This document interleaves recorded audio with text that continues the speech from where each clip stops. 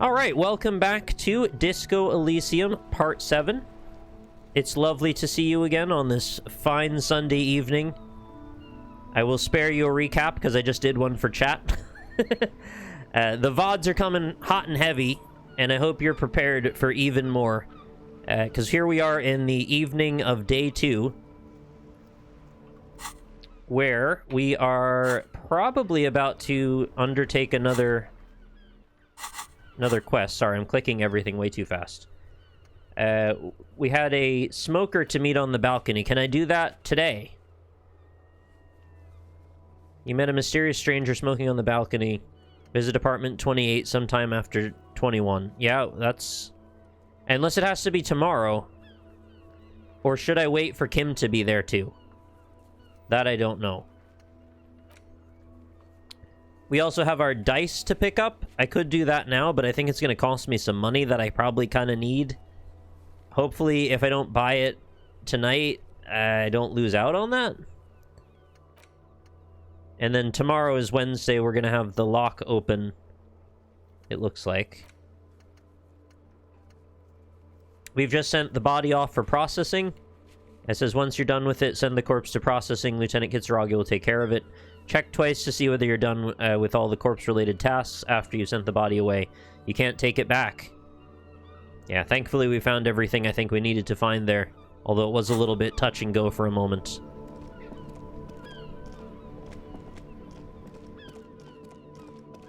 So what are these kids gonna do now that the body's gone? They'll have nothing to do with themselves. Oh no, I can't handle talking to him now. I don't know why I thought I was gonna do that. By the way, your map has a list of checks and highlights recently unlocked.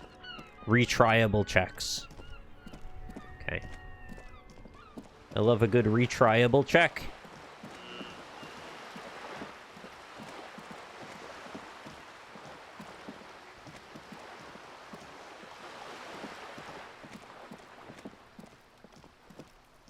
There's a phone thing near the entrance to the apartment building you've never interacted with. Are you sure? Do you mean the buzzer for the apartment? Because I did interact with that. We specifically talked about how the dice maker didn't have an entry on it. Yeah. I've been fairly thorough. I'm sure I haven't gotten literally every single thing, but I have been trying to really be careful and click on all the good stuff.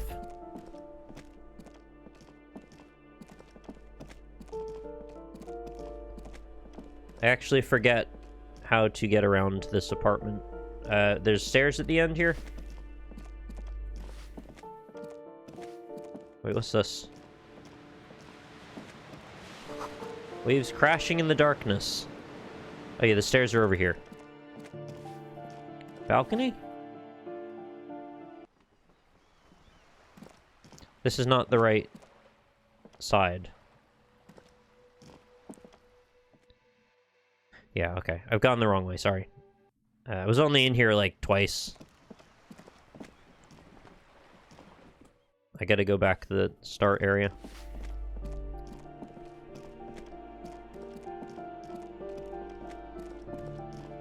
I'd say if, Oh, there's new stuff. If you're commenting on stuff that I have missed that will have a later effect on the story, I'd rather not know yet. You could talk about it in the spoiler channel on the Discord. You hear distant traffic, night is falling. A maroon glow of light pollution rises from the east. The curtains shift just a little. Someone's watching from within. We got watchers on the walls. Our apartment is here. This door is made of metal and appears to be reinforced. Someone here really values their security. I am quite attached to not having this game spoiled at this point. It has built up quite a lot of a good reputation for me now, and I'm pretty invested in it, so I'd feel a little let down if I just had, like, some major point revealed. You know what I mean? Kim did say 2100 tomorrow, not today. Yeah, I'm just checking because I couldn't remember if that mattered or not. No one answers. Okay. Looks like he isn't home. You should come tomorrow. Tomorrow evening. Right.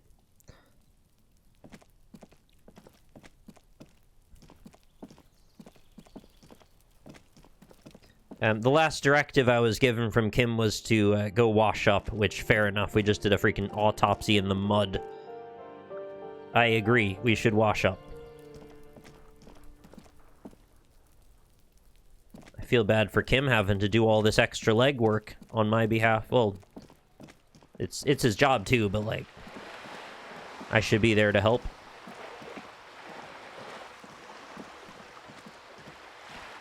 I don't think Kim's really talked about my name yet, no.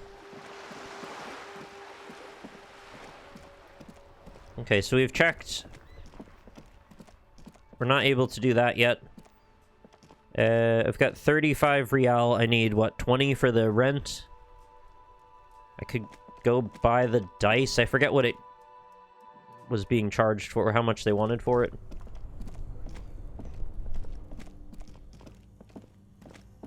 Such a weird place.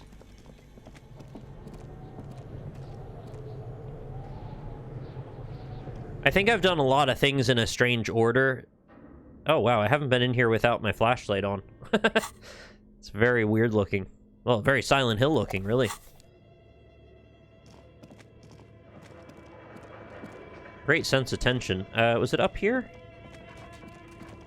Yeah. You still at work? You sure do work hard. Oh, it's you again. Are you looking for a die? We had a die. We shipped him off to the morgue. Har har. Yeah, sure. Very good. That will be 7 real for 1 custom die. I actually just want to support a local business. Here's the cursed die you ordered. The dice maker opens her desk drawer and hands you a tiny black sphere with 6 phrases written on it. Read the phrases. The phrases read, God is indifferent. Take all. Lose all. 50-50. Nothing happens. And pale. What an interesting die that is. Tell me more. It's a die. Try rolling it. Cast it. You throw the ball on the floor, and it ends with one of the phrases facing upwards. God is indifferent. Good. Now roll again, detective. It lands on exactly the same Oh result. no! God is indifferent. It's gonna keep landing on that. Declares again. It's a sphere pretending to be a 6-sided die. Each row will end with one of the phrases facing up. The die originates in Ilmara, where it was used for cleromancy. Not sure I know what cleromancy is, but it sounds magical. Except I've weighted the die. When you try rolling it, you realize that each time it gets you exactly the same result. God is indifferent. This is our curse. A very clever little piece of art you've made there. Well done. It's even worse than she says. God is dead. We live in a forsaken age. You're saying the end result doesn't matter. This is mega cool, but can I get one that actually works? Or thanks, I'll just keep it. Good luck, officer. I don't know how this is ever going to matter again, but I'm glad that I supported a local business, as I said. Maybe it will, I don't know. Cursed Ilmarin die. It's nice we get to see an image of it, at least. It sells for a lot less than I bought it for. Guess there's not a lot of market for a weighted cursed dice. Alright. Money well spent, I guess. Hi, Nibon! Nice to see you. Thanks for joining us.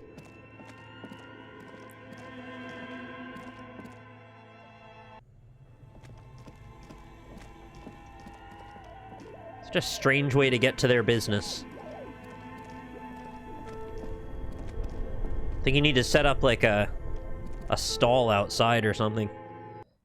Have some public hours. Right, so you wanted me to click on this, right? The intercom thing. An old call box with a matrix of push buttons lists all the companies in the East Delta Commerce Center. East Delta Commerce Center? This must be the name I only clicked on one of them. Commercial area. Fair enough. I guess I really kind of didn't then. Thanks very much for the follow, Pearl. Sorry, Pear of Salamanca. Don't know why I decided your name said Pearl.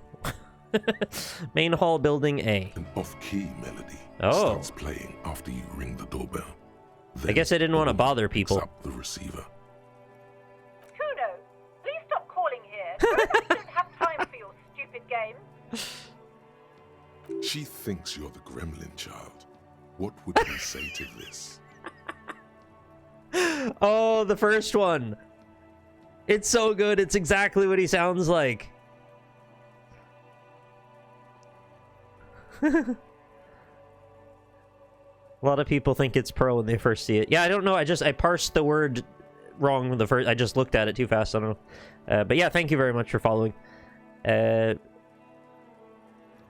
investigating the Doom commercial area like we discussed. This is the police. I don't know if I want to tell her that, but I don't know. Why am I trying to sow more discord? That kid does enough. I'll tell her I'm investigating the Doom commercial area. Oh, I'm sorry, officer. I thought you were... There's a spot of static that overrides her words. But the doorbell is broken, and the bookstore shouldn't even be on the list anymore. So I can't help you. Please don't call here again. Thanks. It's easier to just walk around. A single beep indicates that the line has gone dead. I don't think we're gonna get a lot of responses here unless there's some spooky business. You ring the doorbell, but no one answers. What an ominous name for a hair salon. Doesn't bode well for anyone's hair. 24-hour window? You ring the doorbell, but nothing happens. Why does it play like an ominous sound every time? That's the doorbell? You wait for a minute or two, but all you get from the call box is silence. No one answers the call. Fabron's taxi, the rest has been burned off. Looks like someone has melted half the plastic off with a lighter. The doorbell doesn't work anymore. Slipstream SCA. Is that the radio gaming thing? You hear static from the intercom speaker. It sounds as if someone has picked up There's the that receiver, freaking machine in there anything. that we had a conversation with somebody about, and they wanted a password. But I never figured that all out, so I guess that's something for later. Oh, they're the skis and propellers. Okay. You can almost hear them breathe. Hello? Yes, hello. This is Tricentennial Electric. Are we calling the other side? This is a woman's voice, crackling and fragile through the static. Have you come to place an order? Oh my god, you can order skis from hell. She sounds almost antique, as if her voice was being played off an old wax cylinder. A receiver must not be working properly. Hold on, Tricentennial Electrics. I thought I was calling Slipstream SCA. Or who is this? I've been inside this building, but I didn't see anyone from Tricentennial Electrics. This place is deserted. Yeah, I want to know about that. My God. Is this like a Bioshock? What is happening? Sorry? It's you. My God. What? I didn't think I would hear your voice. Is he talking to his wife on the other side? Who cares that you don't remember her? Just go along with it. Okay. No, something's wrong here. Are you sure she's talking to you? Do we know each other? Who are you? Where are you? Or, come, stand up straighter. Yeah, it's me. Here I am again, crawling back into your life. Okay, drama. Let's go. Here I am again. Michelle, just please. She stops, and you can hear her breathe heavily, her breath distorted by ancient static. This is like a Doctor Who episode where we find out that she has been dead for 50,000 years, and we're talking to, like, a particle cloud of robots that have recreated her memory. Why did you even call? I don't understand. You've been gone for months. She starts saying, who turned out the lights?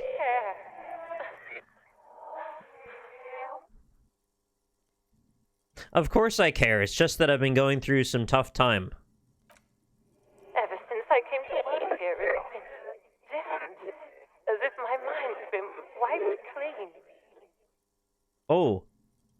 What if the drinking has all been a red herring? What if my mind is wiped clean because of some sort of weird magnetic pulse? Or, I don't know, that doesn't really make sense, but some fictional technology that they have in Revachol that has... We've been Havana'd. A spot of static overrides her words. When she speaks again, it sounds like she's submerged. It's so nice. Do you know the Fontaines? It's so nice to be able to finally forget. What is happening?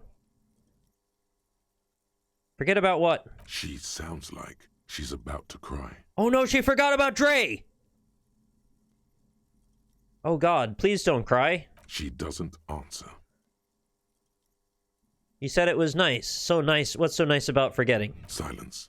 The only thing you can hear now is static and waves washing ashore on the bay. I get it. You don't want to talk to me. No one ever wants to talk to me. Another seagull passes by. It's getting cold standing here, staring at the silent call box. Yeah, the prisoner, that was the one. I should watch through Doctor Who again. There's some really good stuff in there. An old call box with a matrix of push buttons. Okay, go for some Eccleston. All the companies in the East Delta Commerce Center. East Delta Commerce Center. Alright, what the hell just happened with Slipstream SCA? Oh, Fortress Accident is the one we were talking to. The person on the other end with the numbers thing. Try him again, yeah. You hear static from the intercom speaker. You can almost hear them breathe. Yes, hello. This is Tricentennial Electric. Have you come to place an order? Okay. Kim is not here at the moment. Kim will be back tomorrow. She sounds almost antique, as if her voice was being played. All right, yes, I've come to place an order. A receiver must not be working properly. My God. Sorry? It's you. Oh, come on. My... Who cares that you don't remember? No, something's wrong here. Are you sure she's talking to you? Do we know each other? Michelle, just... Why did you even call? I don't understand. You've been gone for months.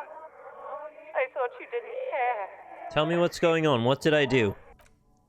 Ever since I came to work here, it's been different. As if my mind's been wiped clean. A spot of static overrides her words. When she speaks again, it sounds like she's submerged. It's so nice. It's so nice to be able to finally forget. She sounds like she's about to cry. She doesn't answer. Are you there? Silence. The only thing you can hear now is static and waves. What just happened? Another seagull passes by. Oh. It's getting cold standing here, staring. You press the number sign on the keypad. Okay. Very odd.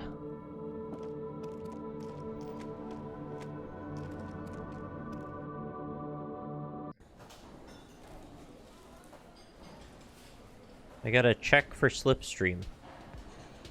Well, somebody just told me that I should stop doing this because I need Kim to be here so we get more responses, so then I decided to walk away. What do you all have to say now? I've got nothing to say to you. No. Why are you waiting? Nothing new. Oh, I was gonna investigate, the kitchen here, because there's like, they're throwing some weird crap in the soup. You see blue door. a heavy steel door with a prominent dimple lock. It's painted blue. The door does not budge. The door does not budge. The door does not budge. The door does not budge. The door does not budge. The door does not budge. The door does not. I thought maybe the door might budge.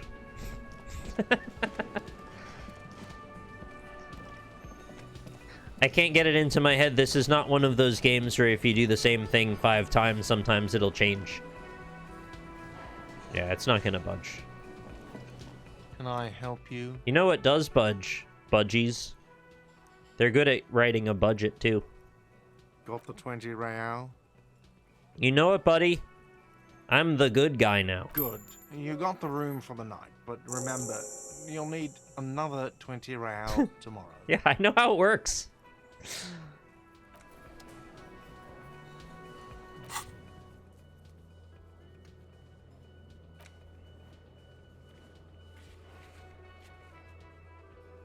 I guess, to be fair, he doesn't really understand a whole lot of different things, so telling him how rent works is probably not that crazy of a thing. I'm gonna take my flashlight off. It's the letter you found in the trash. Oh yeah, I didn't look at all these. Hanging from the board, with the permeables drawer inside. It's barely held together by a clip, then made complete by the faint smell of urinal cleaner. Ah, shouldn't do this because Kim isn't here. Frustrating. Why can't I just do anything? Alright, I'm gonna go upstairs now because it seems like everything's better with Kim. I don't disagree. The door is closed. We're not bothering.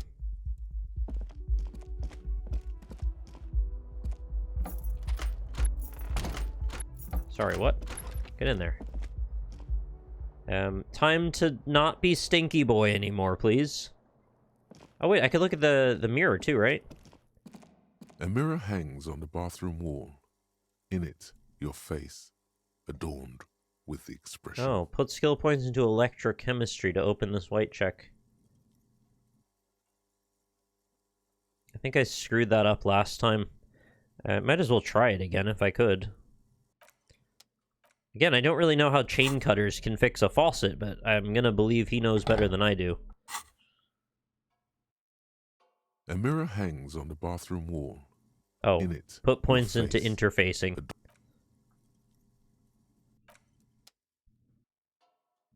Alright.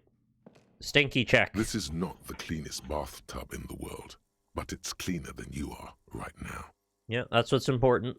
Ah, that soap scum smell. It smells like life, at least compared to you. Thought cabinet is full up. There's nothing left to do in there. Oh, for a picture of the character.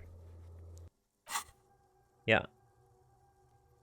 It's those. Volumetric shit compressor, lonesome long way home, rigorous self-critique, Guillaume Le Million, Mazovian socioeconomics, and white morning.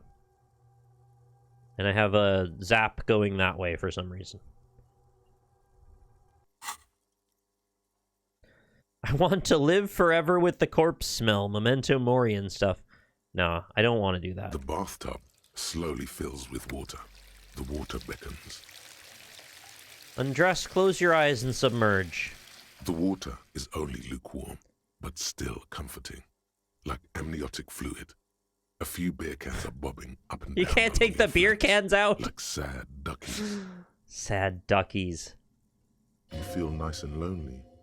And so tired. Take the beer cans out, you weirdo. Now you are alone with your thoughts in the tub. But it's easier than being alone with your thoughts outside the tub.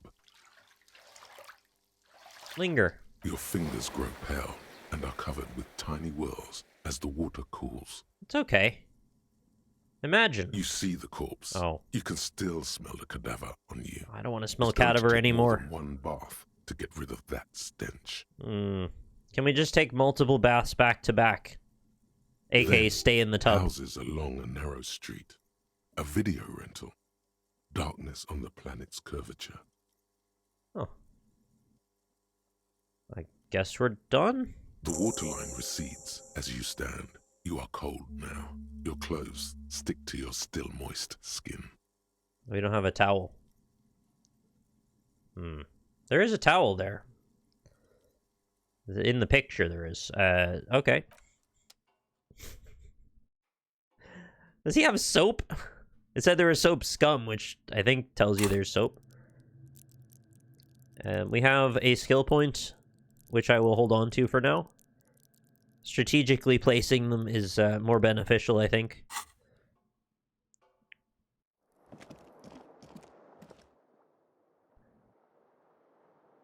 Got any soap, scum? Revishal zone of control 0 centigrade, black ice warning. It's 22 o'clock. I don't know, is that time for bed? I don't know if there's anything else I should take on. I'll ask Renee about the photo. It's probably too late for that. Everything else you're just gonna want Kim to be here, so... yeah, we'll just, like, call it.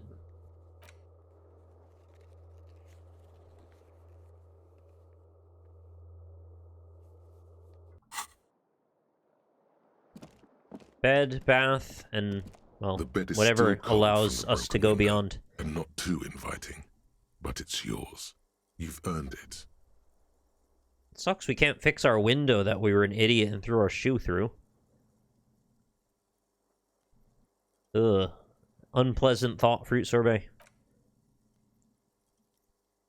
The bed is still cold. It's too bad I can't just, like, go buy some new underwear. Window.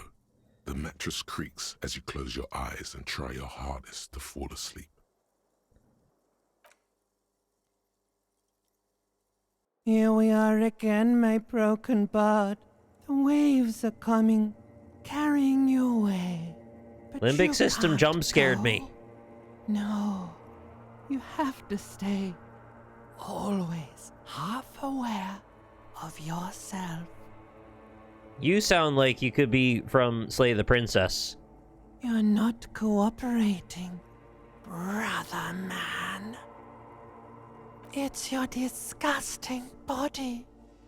Even through your sleep, you feel a vague discomfort suffusing it.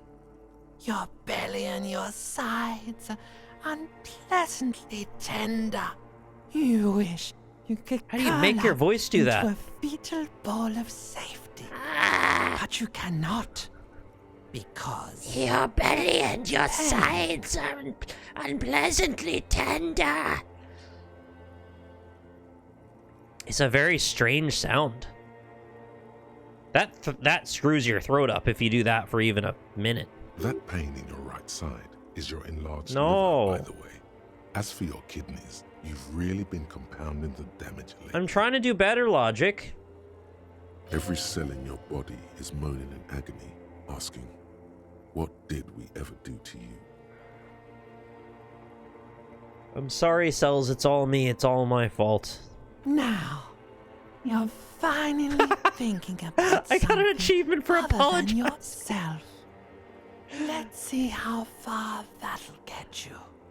I suppose I'm sorted into the correct cop class, then. Now you're finally thinking about something other than yourself. See how far that gets you. These are my just desserts. I will endure this pain with dignity.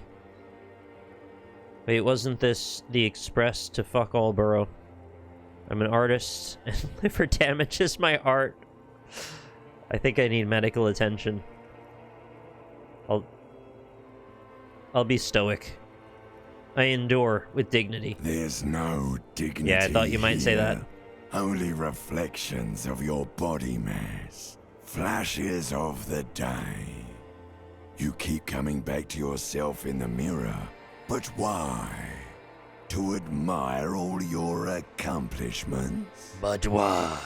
I need a mic that enhances the low end that well. You're just stuck here. In the half-world. Could try looking at other people. Really looking. But why would you want to start doing that? Human beings will always betray you, or I will. I'm looking at people all the time. I like them. Am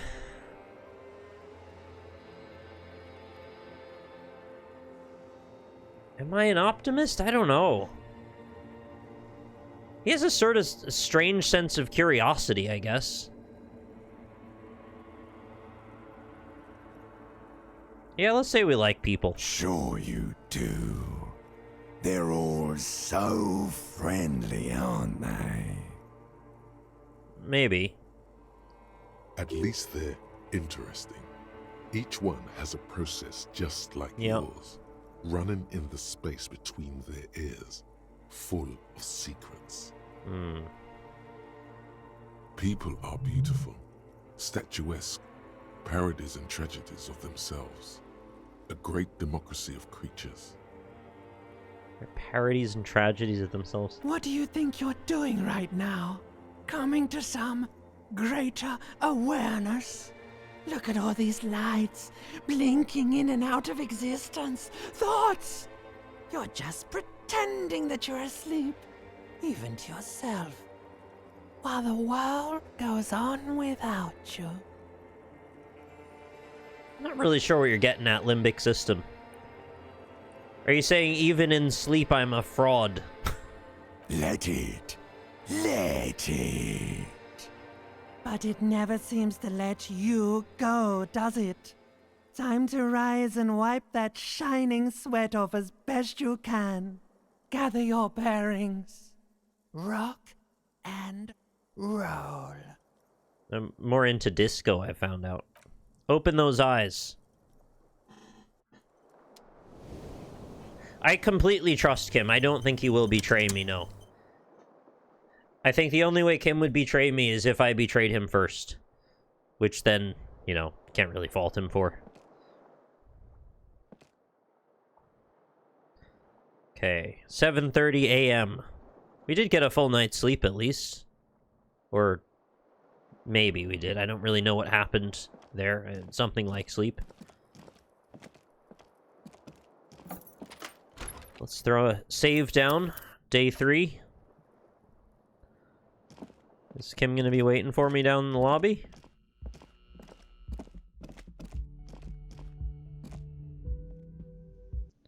Interesting, you have to do a load to get down the stairs. I guess it makes sense because they're kind of like cutting through the 2 floors. Yes? Hi. Welcome back. I thought there would be like a hello sequence, but no. We're just back. We're so back. And I'm so broke again. You look like shit. Your ruffled face reflects in the man's sunglasses. And I don't mean that as a metaphor. Okay. Who are you? Are you another union person? The last couple days have been rough. Oh, don't be so modest. We're looking at several months worth of damage here. No, are you a cop? Miracle you're still up and at it, to be honest. Did the freaking precinct come down? Oh, come on, Jean. It looks like it's been a rough week on him. Why are they being mean about her face? It's not just this week. What you want? Okay, so this guy is cool. He stands there like a statue, an angry statue, and he does not like you. Well, a lot of people seem not to like me. Oh well. Don't even try to win him over. He won't. There's something strange about this guy. Figure it out. Yeah, I'll take an 83%. Called your station. Ah, that tells you a lot, actually, if you read the +1 there. You know what it is. It's like the two of you know each other. Just ask him. Tell me the truth. Do you know me from somewhere? Oh, I definitely know you from somewhere. Another life. From where? From another life? Yes, from another life. A different life. Maybe the life of a police officer belonging to the ranks of the... He pauses. To what station do you think you would belong in this alternate and totally fictional reality? I don't remember. Oh, this is an obvious thing. I should remember that. Is it the first one? Okay. That's plausible. That's entirely plausible. Now we're really getting somewhere. He gives you a long, meaningful look in ads. Somewhere good. Let's talk more about that hypothetical Station 41 you mentioned. Okay.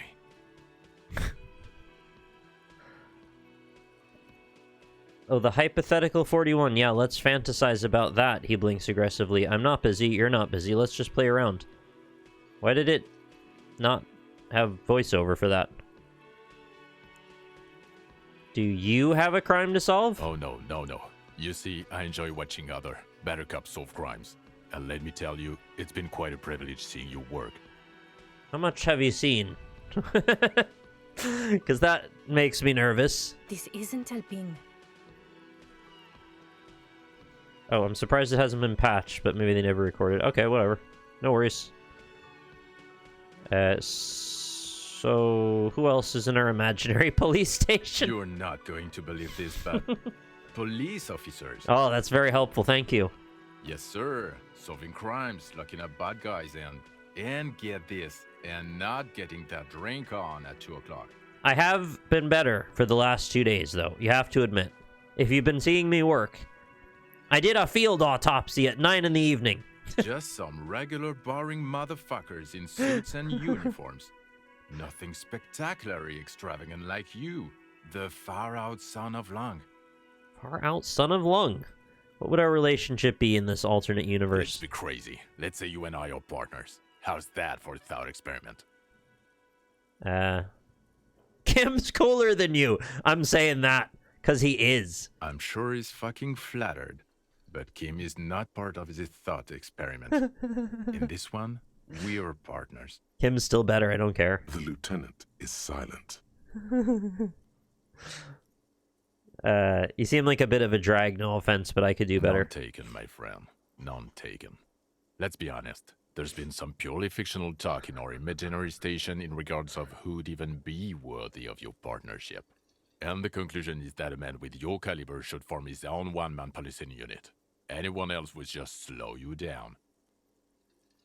Tell me about the far-out son of Lung. Who is that? Oh, it's you eccentric genius. I mean, with your unorthodox What does approach that to mean? police work, it has to be you.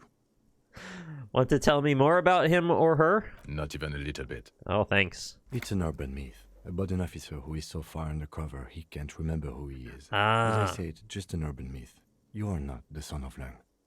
Thank you. Thank you, Kim, for actually giving me answers. He's trying to protect you from further rough handling, dished out by this sunglassed man. Okay, yes, you get the joke. Leave it at that. I can't imagine it anymore. Conclude. Neither can I, partner. Neither can I. His gray eyes suddenly flash above the glass frames. They feel sad. It's a mere second, but it feels like you saw something. A gram of compassion in that sadness. Kim, who is this guy? I'm not getting involved in this. It's not my style, he thinks, glancing at the man in sunglasses and the woman beside him. Oh boy, they're mad at him. No wonder. He just doesn't recognize them. Got some questions for you. I'm a cop. About what? You don't look like a cop. You know what you look like?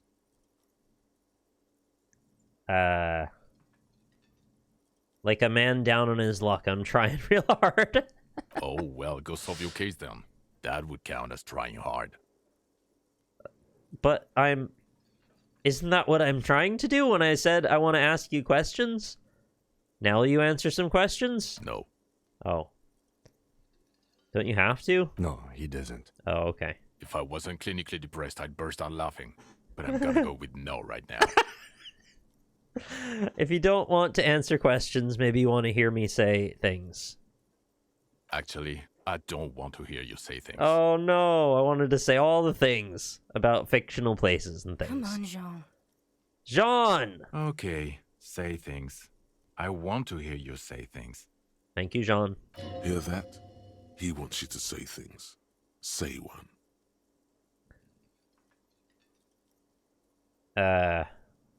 Okay, why would I volunteer those things, though? Those are bad things to say.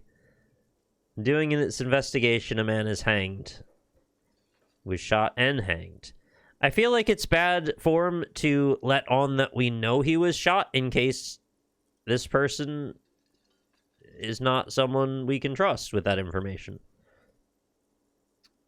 I'll just say he was hanged, because there's no better options. So, Do you know who hanged him? Not yet. Yeah, I can see that. Why am I even telling you this? I don't know. Why are you? Gives you an odd look. It's like you felt it would be intellectually stimulating and would lead somewhere. A custom even? Strange. Who knows why we do the things we do? Somehow, bouncing those ideas off the man with sunglasses felt calming. Like you've done it before. I'm starting to pick up on a few things, if we could. Oh my god, move it on. More. You want something more? What is it? Let's talk about the hangman again. Okay, why not? Let's do the old thing over again. We're not wasting time. There is no time. Well, we said that we've done this before, and I feel sort of comforted by it, so it's probably he's not completely a stranger. You think he was hanged as a cover-up? To hide the shooting? Yes. Okay, well... his hair, he corrects his hair. I don't know. Why are you? Oh my god, there's more. Okay, see you Watch later. out for yourself. That voice, so very familiar. Did you hear it when calling to your station and reporting your badge? Yeah, obviously. Why couldn't we say that earlier? Oh really? I wonder where. I lost my badge recently. When I called in to report it missing, you were there. That's the where you remember me from? I have a bit of points to your head memory trouble. You don't say. Goodbye then. The voice thing was a coincidence. Run along, asshole. Not buying it. Purple dot. Okay, the man with the sunglasses and his hypothetical Station 41. Weird, right?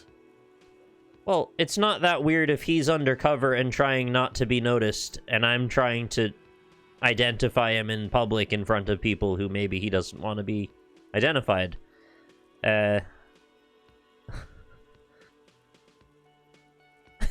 way past caring or wondering. It was kind of weird. There's something missing here. Something you can't put our finger on. You know what? Just ask him. I know it sounds crazy, and you'll probably get laughed at. But still. Right. Yeah, if he was undercover, why would he be wearing that? He's wearing a wig, though, and he's wearing a uniform. So he wants to be a cop in public, but not that cop? It is weird. I'll just ask him. Yes, just cross it off the list. It's probably not true, though. Again? I can't believe this shit. He's had enough.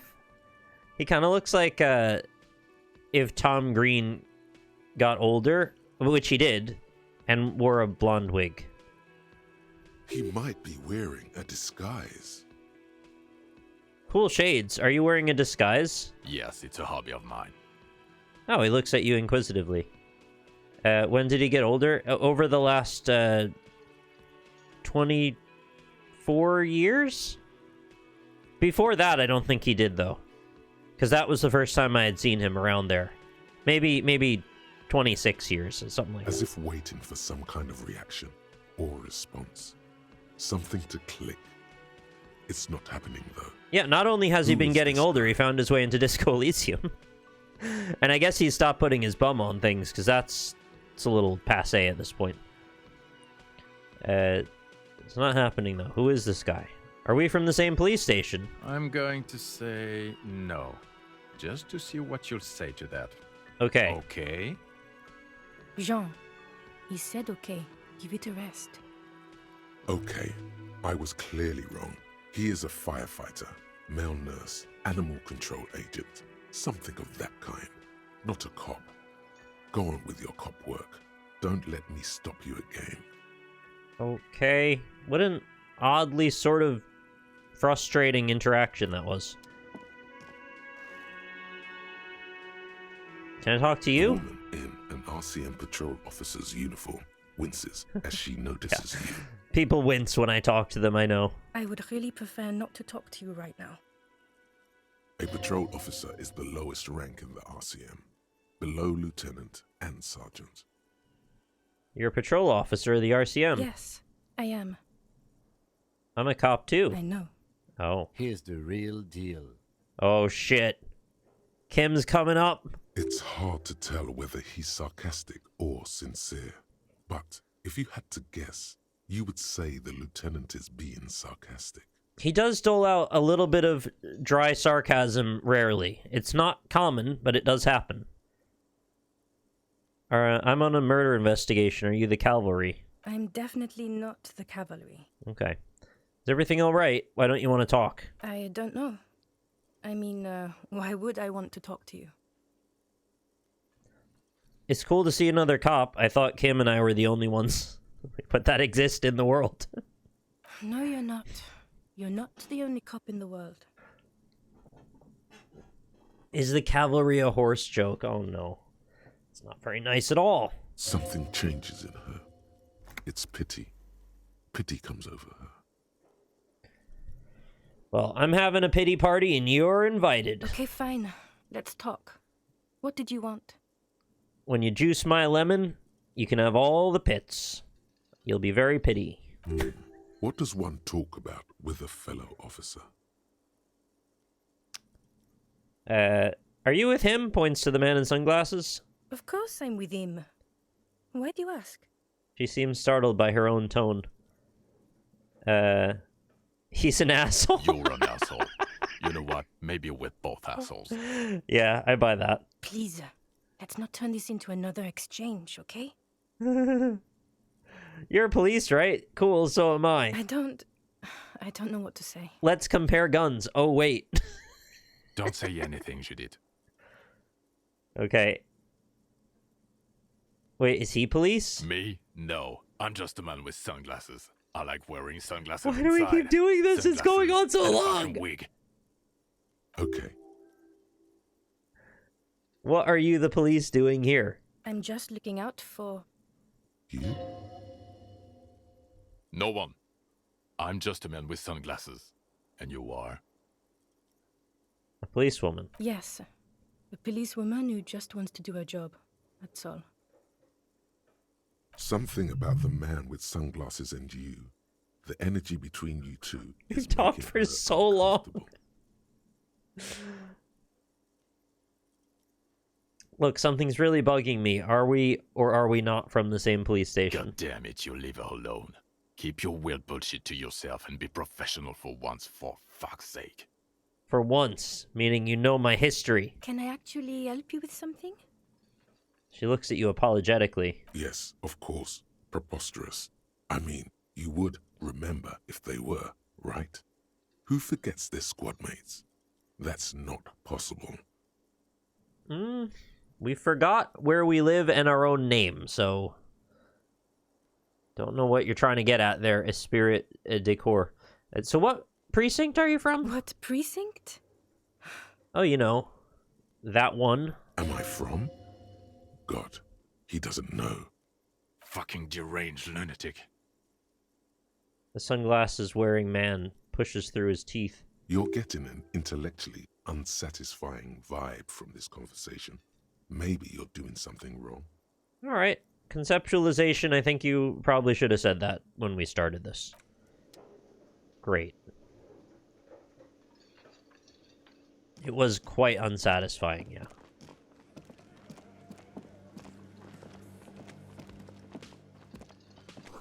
Tomatoes are so thinly sliced you can see through them. Well, that's not a crime. Please proceed. The man ponders his cooking utensils and gives you a little nod. There he is. Acknowledging your presence. Oh, there's a new thing about the blue door. Yeah, tell me about that. He looks up at you, then looks away. He shrugs. Shrugging and muttering something to himself. I guarantee you it's gonna be amazing back there. Shrugging is an international sign for, no, I don't know what's behind that door.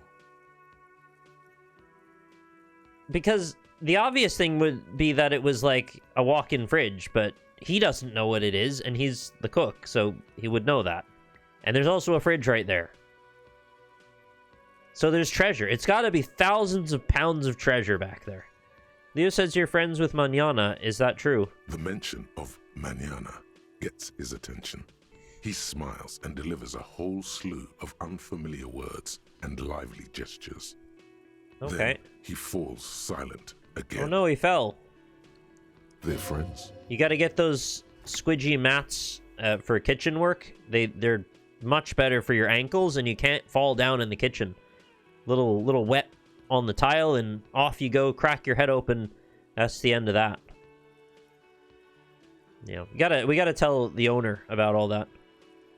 Also, I'd like to draw your attention to the absolutely incredible hood over this oven. I've never seen such a robust hood as that.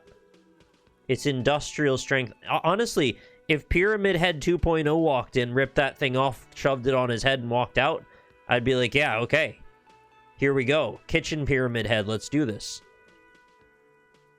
What's in the borscht? The man says a couple of sentences in that strange language of his, and then seems to wait for you to speak. I'm pretty sure he asked you a question. Shit. I don't know what he said. He doesn't know your language. You can just say something cool in return. Run your fingers through your hair, Mercury rising. Horse need more vodka? Ah, he picks up a bottle from the shelf. Oh, okay, so he's just putting vodka in there. It's not like meth. Okay, so it's vodka that keeps the men happy and in good spirits. Clever move by the Union. Alright. I mean, there's such a thing as vodka sauce, and obviously you wouldn't be getting drunk off it, but you do kind of taste some sort of vague vodka flavor to it. I've had it before. It's not my favorite thing, but it's okay, I guess. Vodka borscht! I love it, Bratan! Turn it the fuck up, and then ask for some yourself! Vodka borscht! I apologize to the neighbors. Sorry. Turning it up seems like a dangerous idea, honestly. The place is a powder. The fucking necktie, dude. It's so crazy.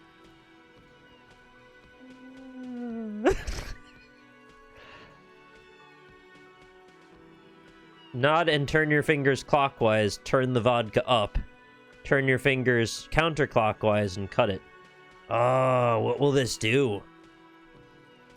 I say we make them more drunk and they'll be more truthful. We'll turn the vodka up. Because if we cut it, they're just going to get angrier and like less open to discussing things. In general, in life, if you want somebody to tell you something, like being drunk together is a higher chance of that happening. Let's try that. He smiles, nodding vigorously. Yeah, he loves it. Then pours half a Hell bottle yeah. of vodka into the pot. With a whistle, he stirs the brew. I don't really want any of the brew, though. I need to stay away from the alcohol for now. All right, stay masculine. That's such a funny way of saying goodbye to somebody. Imagine you had a t-shirt that said stay masculine on it. When you walk away, it's on your back. All right, so they're going to be fucked when they have some of that. Let's hit tab. Anything new that you have to say? Looks like the circus left town, but the clowns are still here. Oh yeah, I'm a clown. Where do you see my red nose? I want to talk about the hanging again. I just found a bullet in the... Oh, I don't really know if I should tell him that. I want to talk about the hanging again. Just get the dead guy's autograph, since you're his biggest fan. I did take a picture, and yeah, it does last longer. Good one, Titus. All I gotta do is say about the bullet or arrest, and there's no point. I don't think there's a point. You'll get some clothes with cool words on the back in this game. Okay, cool. About fucking time. Alright, goodbye. Thanks, Titus. So cooperative as always. What about Northern Lion over here? Can we talk to him? It's all about the money, you know. Yeah, you gotta make new Isaac episodes while the sun's up. Make hay while the sun's up.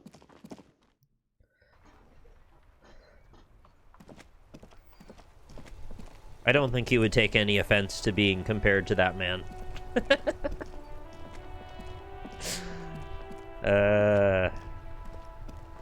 Let's go back to this intercom thing. We had a nice thing going there, and then lack of Kim made it a problem. With a matrix of push buttons lists. Let's enter the matrix. East Delta Commerce Center. This Slipstream Volition. The doomed commercial area. We got a wax cylinder +1. Let's do it. 72%. I'm confident. Whatever she says, it can't hurt you. You're a different person now. Stronger, healthier, and... And? All right. Maybe not healthier, but it's a bonus that you've drunk so hard you can't remember any of your past relationships. Oblivion's the ace in your corner. Call her again. There's a light buzz as you press the doorbell, waiting for her to answer the call. It's cold outside, and you can hear the wind blowing into the speaker. What is the story with this slipstream? There's the static again, whispering like a seashell pressed against the air. This is the Lost Numbers channel hatch mystery. It's like, it's way out there compared to everything else. Or some other things. Some things are pretty out there too. Yes, hello. This is Tricentennial Electric. You're calling from another era. Have you come to place an order? You're calling me from back in time or forward, I don't know. Somewhere else. Last time we talked there was some confusion. You got me mixed up. Or, hi, it's me again. I wanted to talk to you. My God. Here come the bad vibes again. Relax. Distance yourself from it. Please don't hang up. I just want to explain myself. It's you. My God. I didn't think I would hear your voice again. This is just like a recording. It sounds exactly the same. Like, I don't know if that's because it's literally a recording in a video game, or because we're meant to hear it as a recording from the other end of the call.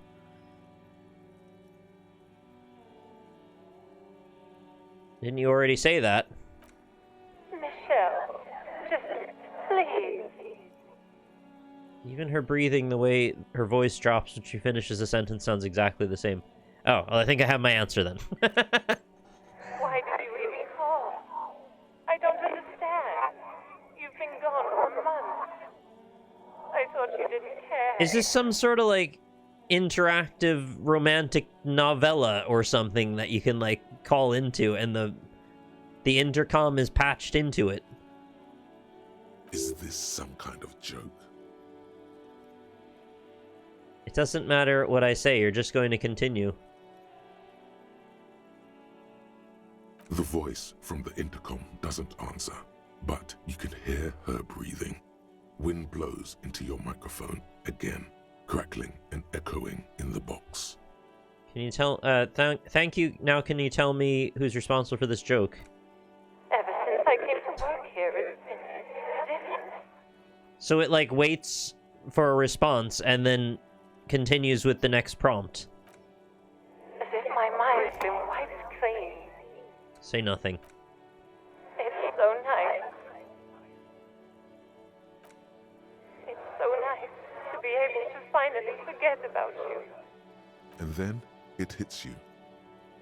Thanks, Volition. I got there a little ahead, but I appreciate it. She tries again not to cry, and still doesn't succeed completely. Hey, what happened to all of sobs sound Kim's interjections? Distant, as if her voice is being played off a wax cylinder. You're a wax cylinder. She had a clogged ear the other day. That was a wax cylinder. Real or not, your mirror neurons react. It feels painful to be listening to this. Yeah.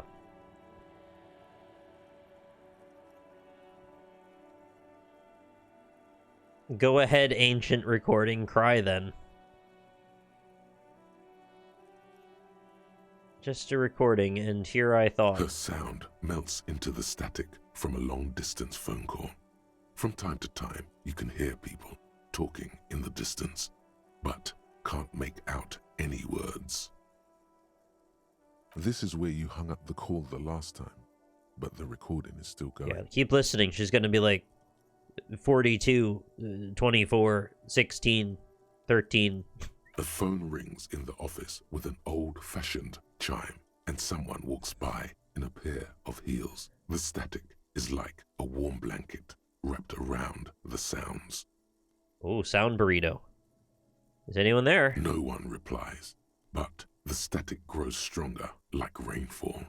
Then a female voice speaks out, completely different from the one before. Glorious and total somehow. Oh. Crawling inside your head.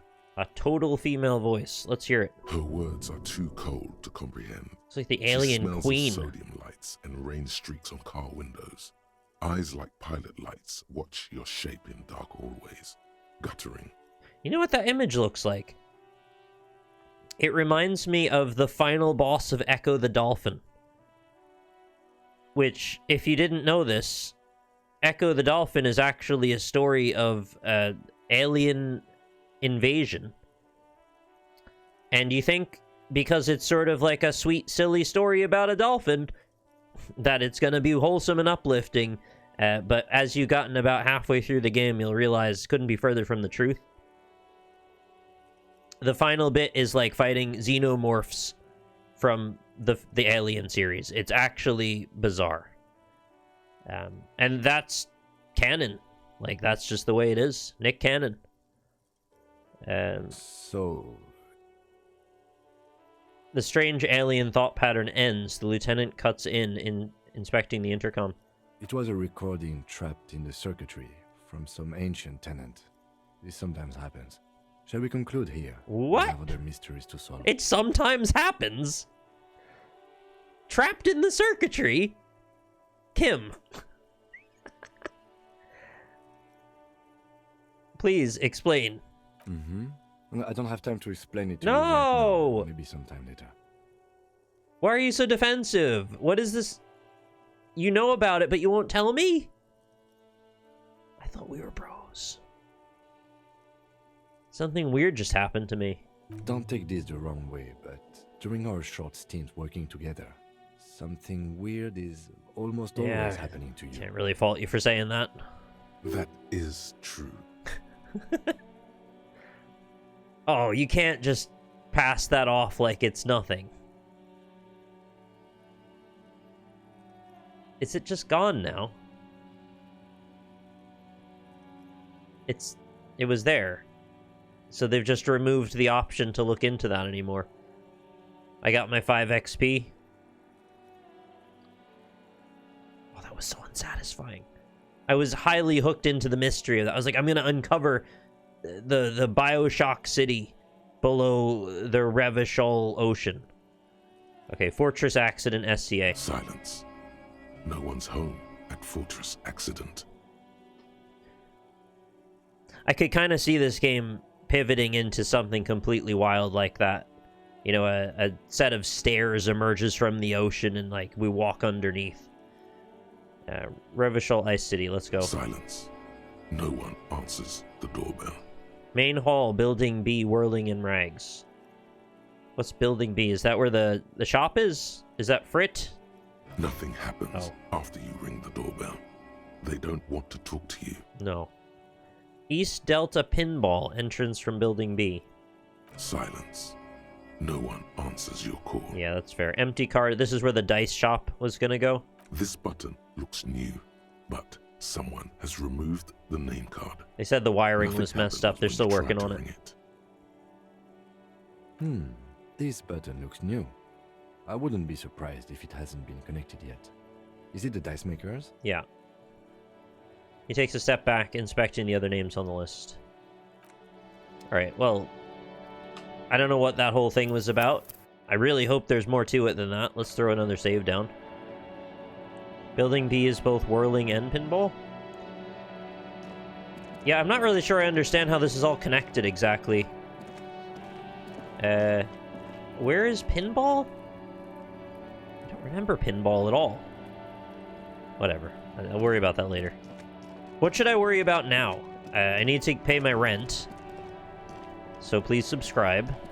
But also, in the game I need to pay my rent. Who's this?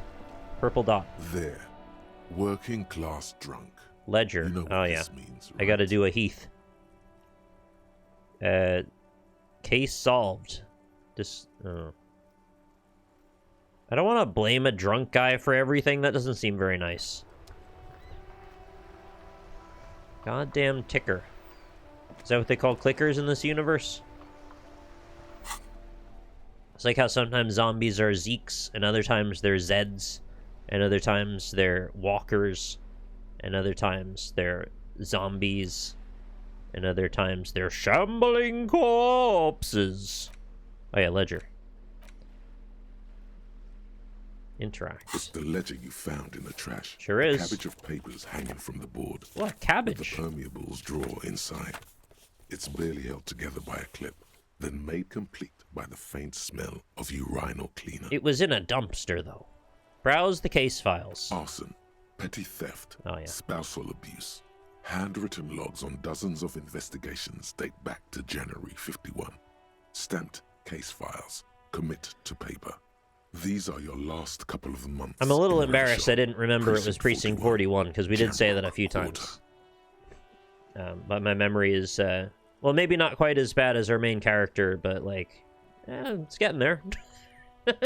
You don't exactly close them, so much as distance All right. yourself from the smelly papers. Let's read a case file then. It takes about half an hour to piece one together.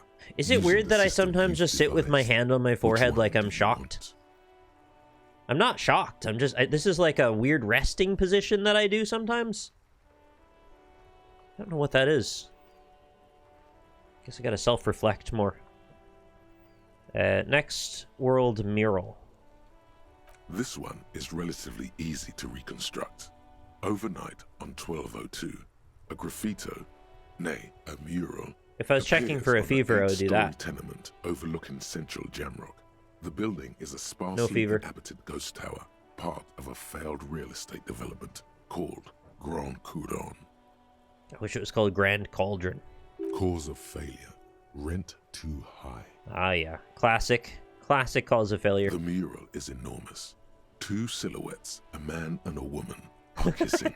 The text cut into their form reads, Dramatic swoon. A man and a woman are kissing. Disgusting.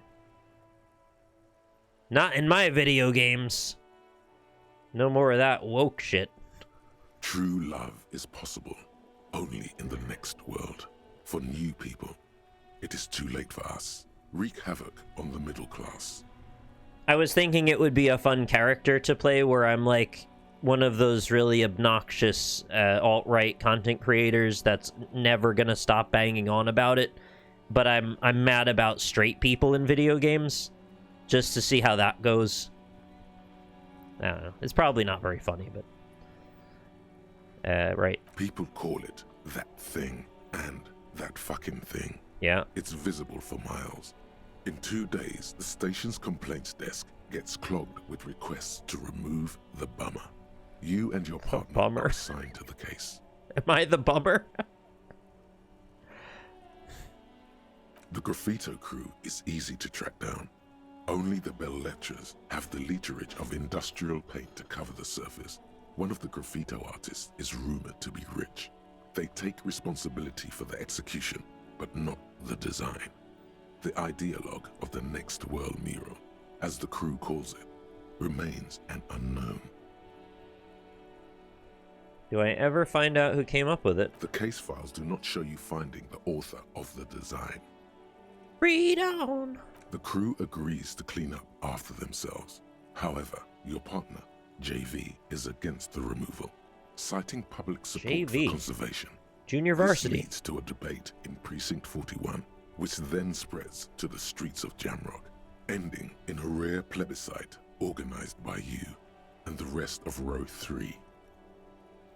The 9,000 people subjected to the mural's message, all of Lakeside, Central Jamrock, and Villalobos, plus half of the eminent domain, participate in the vote. Although the case begins with what appears to be a lot of rambling on the streets as to how juvenile and stupid the mural is, given a choice between two options. Either A, remove the mural, it is wrong, or B, keep the mural, it is right. Keep it. A staggering 78% of voters choose to keep it. Turns out the opposition were a loud minority. And that love truly is possible in the next world for new people. And it is too late for us. All that remains is to wreak havoc on the middle class, or the middle class are not to be blamed, it's human nature, or I like it. But can't we wreak havoc on other nations instead, or I must have voted and possibly even lobbied to remove the thing, because I don't believe in that rubbish one bit.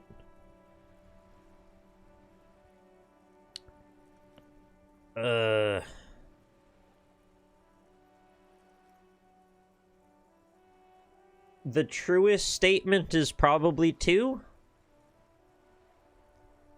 How do we feel about the middle class? You could say they're victims of a larger problem. They're of the systemic push upward that they feel the pressure to adhere to. If they existed in a situation where they didn't feel they had to reach the upper class, perhaps everybody could be okay. But where do I fall on my sympathy with that?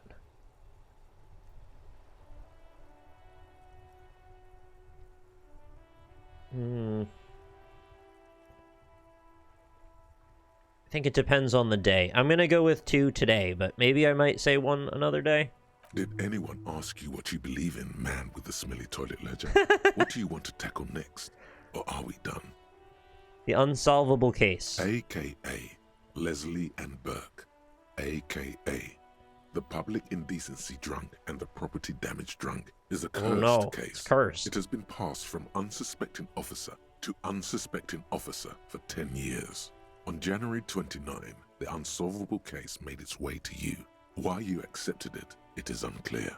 Every officer, and indeed most civilians in Jamrock, know. Alright, let's solve it right now. Get this son of a bitch over with. Leslie will always take his pants off when he's drunk. Right, of course. Will always trash everything. It's just what they do. It's just what they do. It is their nature. You cannot change the nature of a man. And you can't lock them away because public indecency and small-scale property damage are not punishable by incarceration. Yeah, trashing everything could be a bit more of a problem. Just taking your pants off is, like, unpleasant, but not really necessarily too bad. As long as that's the end of it. I assume they're still wearing underwear. The only way for Leslie to stop flashing his genitals to bypassers and for Burke to stop dismantling signage and rear-view mirrors would be for them to stop drinking alcohol. Oh, well, we can't have that. In their 40s or 50s, it's hard to tell because of their distorted features, is a medical improbability on par with you ceasing to produce the expression. Proceed. Threatening fines, dragging them to the station, locking them up in the hellholes they live in, locking them up in the station, hypnotherapy, even trying to get the local gang of Zemyaki to take them out. The Zemyaki gave them ethanol, so Burke and Leslie would expose and rampage even harder. You tried it all, and still the complaints wouldn't stop, as they hadn't stopped for 10 years. It's plain to see from the files that you, Satellite Officer JV, and Special Consultant TH had more important cases to attend to. You uncover cross-reference to several ongoing investigations, each brought to a standstill every time you drive down Main Street. Because there they are, on the corner of Perdition. And what is Leslie doing? I forget which is which already, it just says it here. Leslie is the stripping one. Indecency. Good, you're learning. If the files are to be trusted, that's all there is to it. That and Burke breaking things, and the fact that they're both drunk. But then again, so are you. The case becomes considerably less comic one day when Burke takes a swing at your ledger. He must have it confused with the property he likes to damage. But the joke's on him. You're drunk out of your mind on potent Pilsner. You slam the hardened plastic board in his face. Then you proceed to beat him unconscious with it. Oh, wow. In the process, the ledger sustains damage. The compartment within, reserved for permeable documents, is jammed shut. You stop your assault on the now unconscious Burke to open it, but are unable to do so. The officer began to cry, reports Leslie, who, at this point, is tending to Burke. He came at us, and at us. I think he was trying to kill Burko. While trying to kill Burko, you slowly come around. The permeables compartment is open. You've smashed it open on poor Burko's kneecaps. The good news is, Burke can't walk anymore. Wow. Can't get out of his apartment, an invalid. With Burke to tend to, Leslie cuts back on the indecent exposure. Maybe he flashes his genitals to Burke. Who knows? But both drunks are off the street. The complaints stop. The unsolvable case is solved.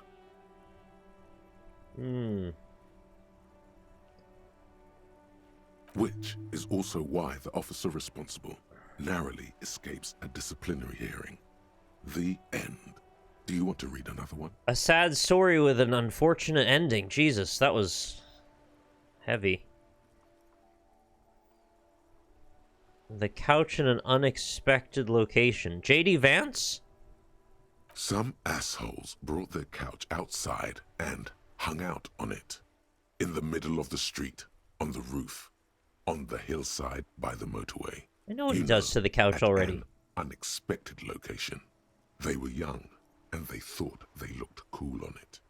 They looked really cool, like a rock band. Yes, as you said here, insufferable rock and roll assholes. Prefer disco. Young people are the worst. Yeah, so anyway, right. You got a complaint about the damn sofa, or couch, or whatever it was. Young people are the worst. They were leaving it out in all these unexpected and whimsical locations. They took it to where they also took photos of themselves on it, and smoked cigarettes, and drank coffee because they felt it's intellectual. Isn't it really in a way that the whole world is in service of young people? Maybe not intentionally so, not like they're obligated to be so, but we all want the young people to live satisfying and happy lives. And so, in a way, even if we're not directly stewards of them, we try to facilitate people being stewards for them. And we all understand young people make bad decisions.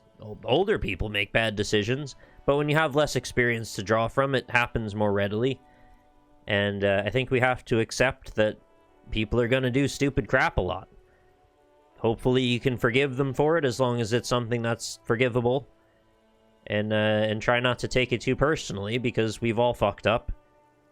Some of us more than others, I suppose, but you know, I think it's important to not look at young people as a group to apply an entire methodology to. Anyway. Cigarette butts, coffee cups, stupid couch. You had to clean it all up, and you did. So congratulations to you. Case solved. Okay. Did I ever catch those guys? No. Oh. You didn't have time for that. These notes show that you have what is called a real goddamn job. You don't have time to be chasing down the couch assholes. You have a real job to do. What next? We got a murder at the hookah parlor? Murder. Tum tum tum at the hookah parlor was a case originally assigned to an officer called Joseph Mills, who is now dead, of circumstances completely unconnected to murder at the hookah parlor. On with the murder. Joseph Mills was on this case that he just couldn't solve, was doing it solo, said it was a real nutcracker, a real brain twister, was on it for, like, a month. I don't know which I'd prefer. Shit or get off the pot, Mills. Real nutcracker or real brain twister. Either way, something's getting twisted and cracked. Mills didn't get off the pot. Not yet. Hey, Santa. He kept at it. Nice to see you. A couple of weeks more, racking his brains, running with every theory, as outlandish as they seemed. Still couldn't solve the murder at the hookah parlor. Tough case, he said. Toughest he's ever had. Was Joseph Mills a good cop? No. Oh. He was awful.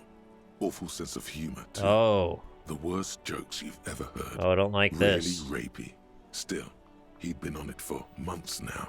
Said it was the final case. Said it was uncrackable.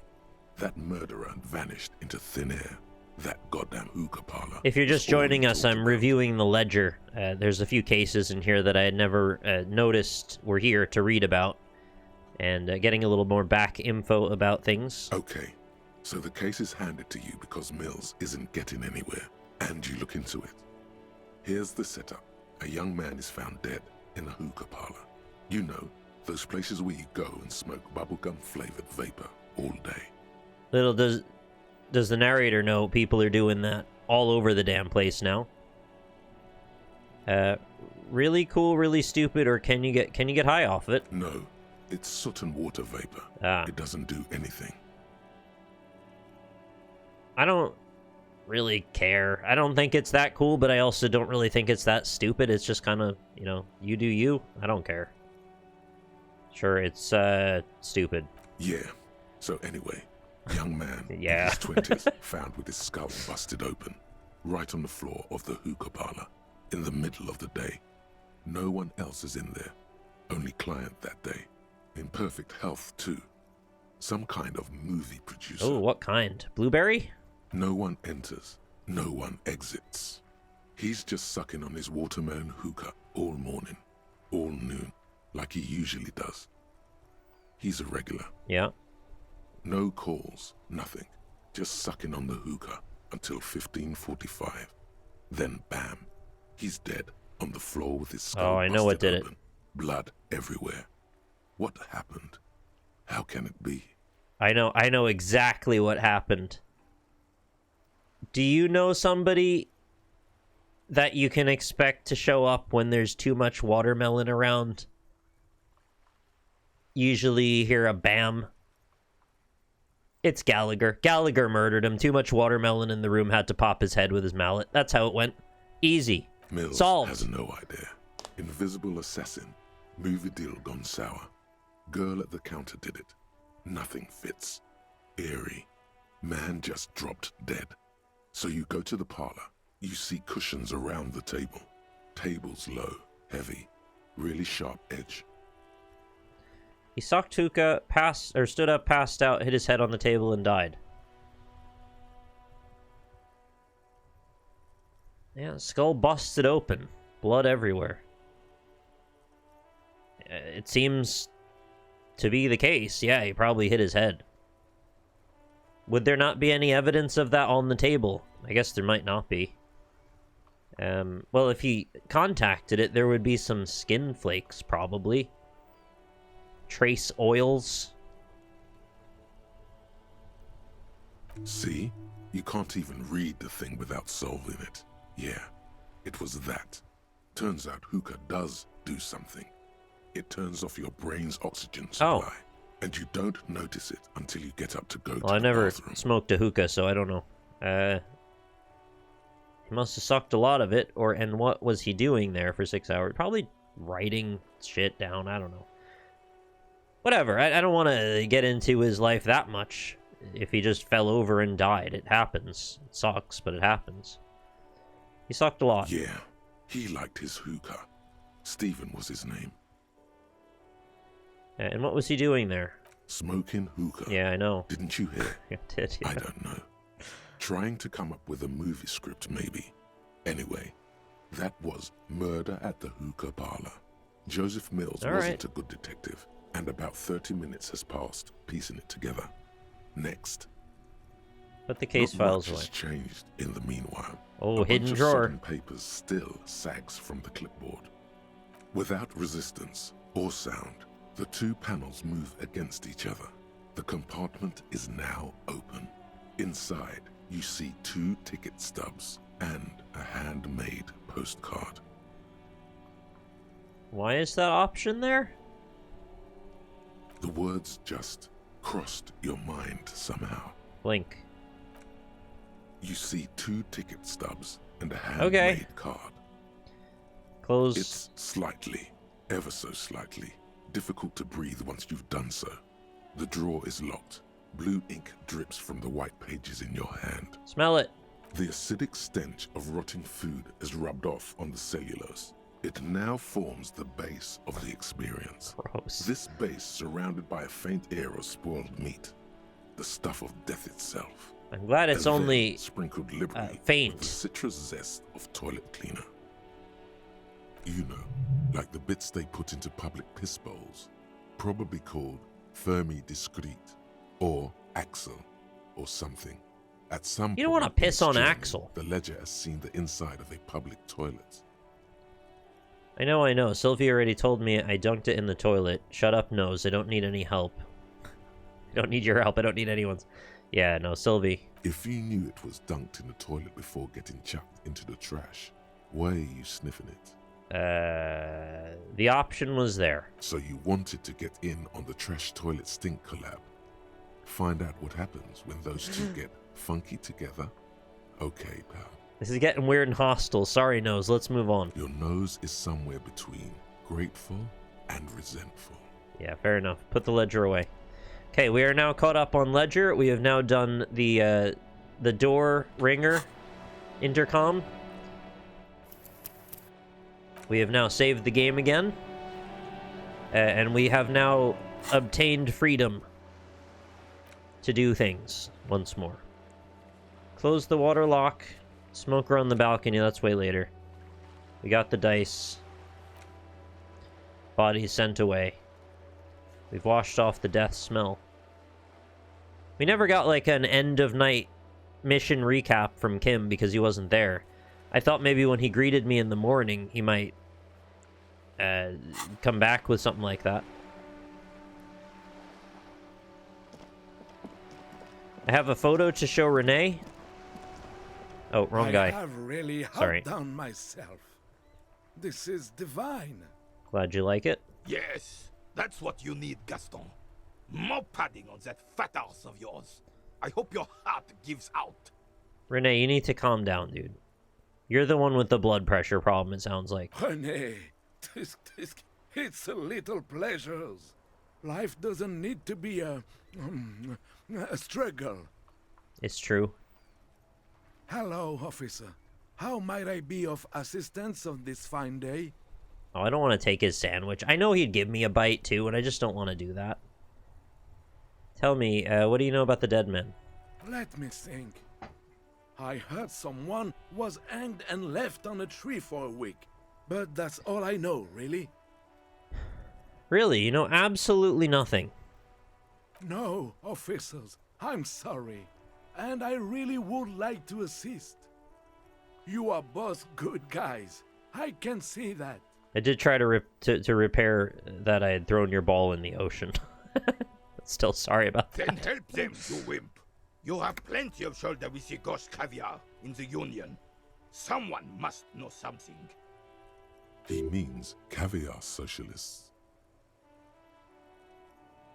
Are caviar socialists a term for when stratification happens within socialism, and then the upper class of that, but you know what I mean. I wish I could, but I just don't know anything. I always keep my nose clean and don't gossip. Everyone knows. I kind of believe him. That. Odd. He doesn't seem to be lying, but there's something off here. Oh, gauche caviar. Caviar left is a pejorative French term to describe someone who claims to be a socialist while living in a way that contradicts socialist values. Oh, I see. So I guess that could still apply to what I said, but that's not really the main thrust of it. It's just the French version, which funnily doesn't use champagne, right? I don't really want to be a dick to him, but Drama says that he's holding back, so... I'm not even anyone. Of course he's holding back. His mouth is so full of Union pricks he can't even speak properly. Damn. Are you two even friends, or do you just happen to get together to do your ball game and that's all? Can I at least finish my fucking sentence before you piss on it? Is that okay, Renee? I'm not anyone important in the Union. I just know Evrard. He's furious. How do you know Everett? Everyone in Martinez knows the Clare brothers. I taught these boys human studies and history in the gymnasium. All right. What do you know about history? You never witnessed history. Only heard about it years later, when it had already moved on. You don't know history. I'm thinking you don't either, though, the way you talk about it. The old soldier. I think you got your own version. His breath and turns to face the sea. Yeah, go face the sea. There he stands, proud, rigid and alone, like a cracking marble statue. Oh God. I hate that sentence. Proud, rigid, and alone, like a cracking marble statue. So eager to become history. Let's try not to get caught in a crossfire. Yeah. Lest we leave riddled with bullet holes. This animosity is ancient. Are you a union member? Oh, in many ways, yes. Like an honorary member. Oh, like me. I attend meetings and parties. I have the help card. With little things. Evrard, Edgar, and the older debarders all know me. So you're not an actual member. Not in the technical sense. I don't have a vote or a membership card. But Evrard keeps me on the payroll. Just for the little things. So that's what it was before. Him hiding something. He tries to make it look like he's a big deal in the Union. And now the illusion is disintegrating before your and Renee's eyes. But was the show for us or for Renee? Or both? Also, I'm just like standing in the middle of his game. He doesn't know anything. Because no one tells him anything. He's an outsider. Of course he's not a member. He's not a member of anything. I knew that. He's a Vezavane. Turns to where the wind blows and tries to look important. I see.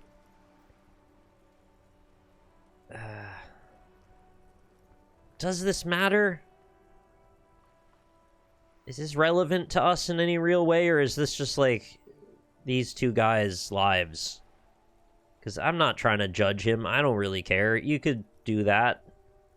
I hate this socialist rabble, but even siding with them is better than living your entire life on the fence.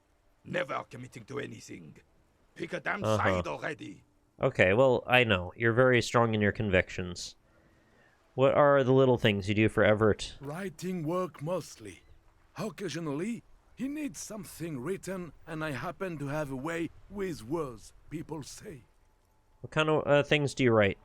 Oh, nothing official, I assure you. Just essays for the newspapers. About Martinez and how things are and how they could be. Evrard and I had these long talks where... Do you think that I've read some of his work while we were going through the files in that office? Remember, I found that newsletter, and we read, like, a lot of it. Maybe that was him? Well, he tells his little pen man exactly what to say. It's commie propaganda, plain and simple. What was it that... You should be ashamed of yourself. Tip-top... it was the 3 T's about vehicle racing. I feel like if I ask if he's a caviar socialist, he's gonna get furious. Turney, yeah, that's the one. Thank you. I want to see what he says, but also I really don't want to make him mad for no reason. Alright, let's hear it. I don't even consider myself a regular socialist.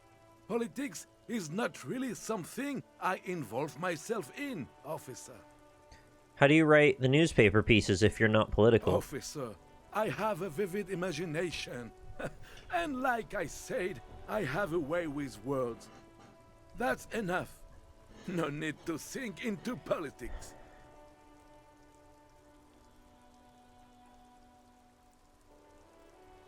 Does that work in this case?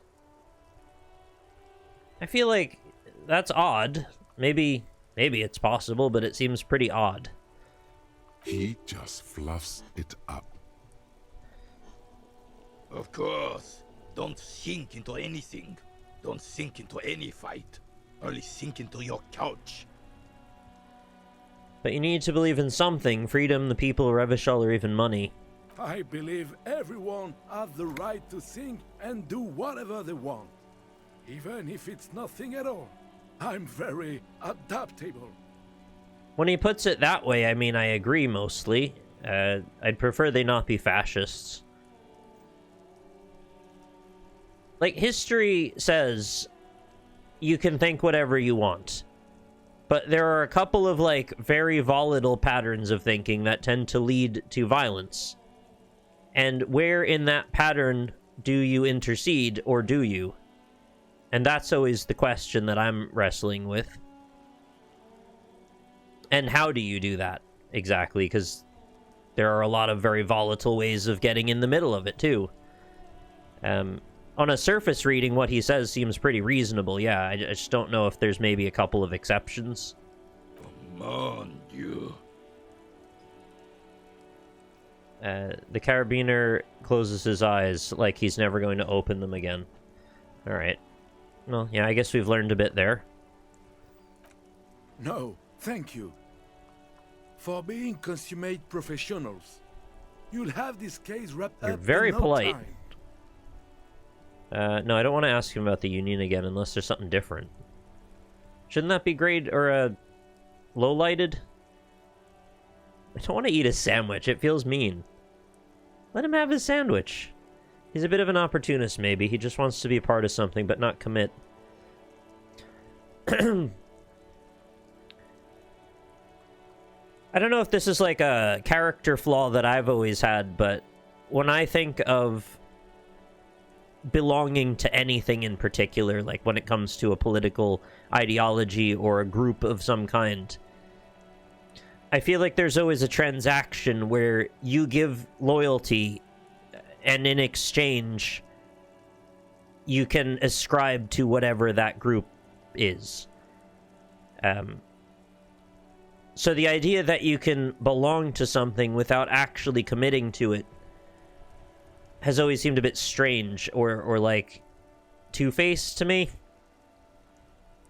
And I guess my problem is I've always gone too far. I'm always like 100% commit. And then it ends up being like I have too many standards that aren't compatible with whatever I have gotten involved in. Anyway, sorry, this is a tangent. Bye for now. I've got a picture over here to show you, maybe. Officer! God damn it. Pull yourself together, René. What do you want? I found your guard booth. Yes. The Debardeurs Union pays me to stand vigil during the night. You do seem like you'd like that. Political allegiance, mind you. Oh, alright. So you're also apolitically guarding the Union. I'm an old man. Don't sleep more than a few hours every night anyway, and money is tight.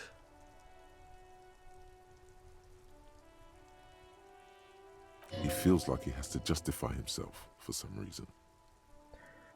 No, I also left a little bit of that vague because I didn't want to go down a 20-minute rabbit hole about what I just was saying there. And I realized that's the only way to conclude that thought, so I was just like, alright, let's move on. You must have seen something on the night of the murder. Your booth looks right into the yard. Yes, it does. Unfortunately, I wasn't working that night. Oh. Been on a 2-week leave since last Monday. Man, everybody just happens to not have been there at that very moment. And there's no way whoever did it knew all of that. Yeah, so who was working your shift? No one. The bus has been unmanned since last Monday. There's no other guard. It's just me. No one has been guarding the container yard since last Monday. Yes. It's not actually an issue. I mean... By virtue of the very questions we're asking you, it's an issue, yes, actually. Look, officer. The container yard doesn't actually need a guardsman. Oh. Never had one before, René.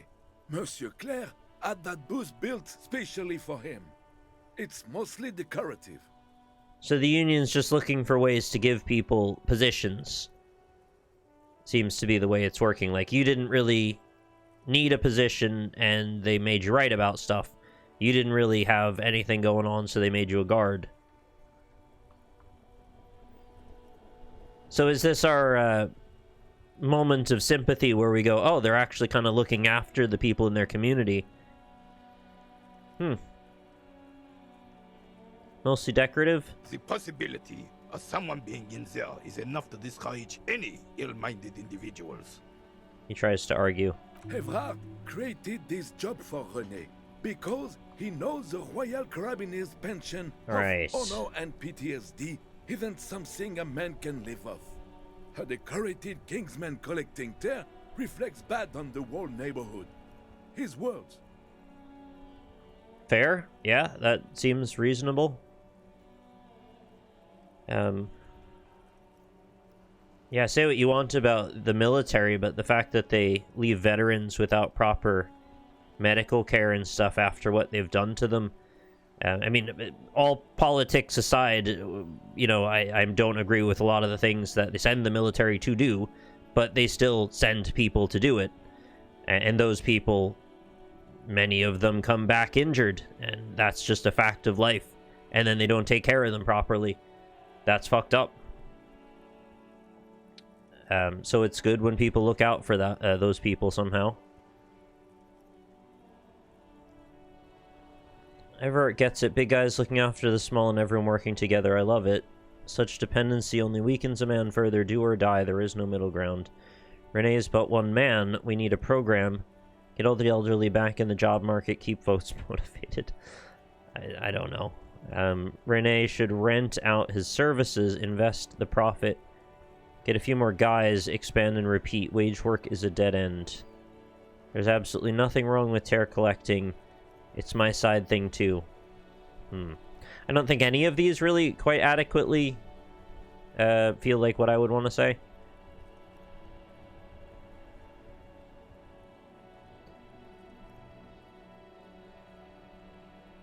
I'm going to take a weird way out of this and say there's nothing wrong with tear collecting. Oh, I didn't mean to imply there's something wrong with that.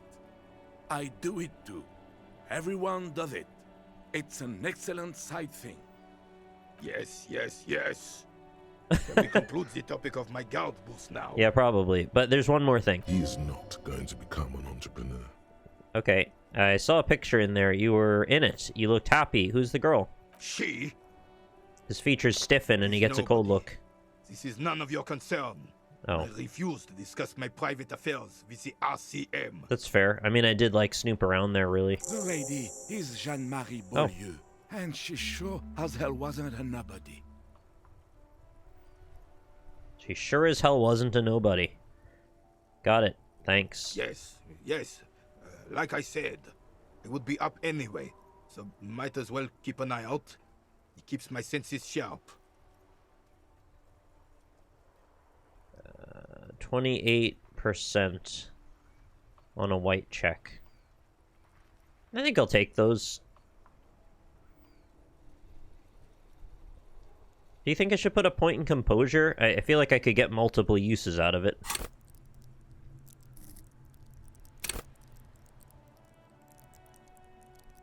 What was I also needed physical instrument for one. Oh yeah, try the check. Good point. Yeah, I don't know why I would waste it now.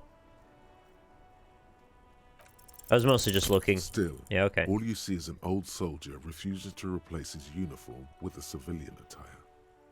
Anything else I can assist you with, officer? We still have a game to finish.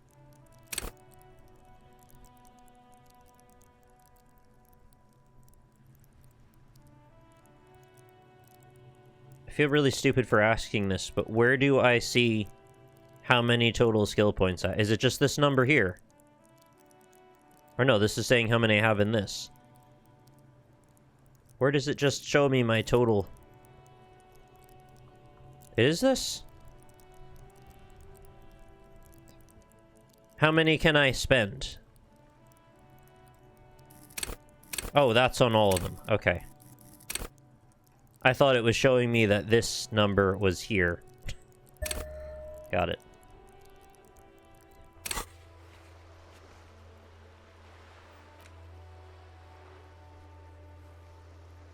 Why does it keep telling me this is a task that's done? There's no task. 42%, that's even better. Oh, do I have to leave first? Hear that? Magnesium. That's what you're lacking. Stop the it. lack of magnesium has you slouched.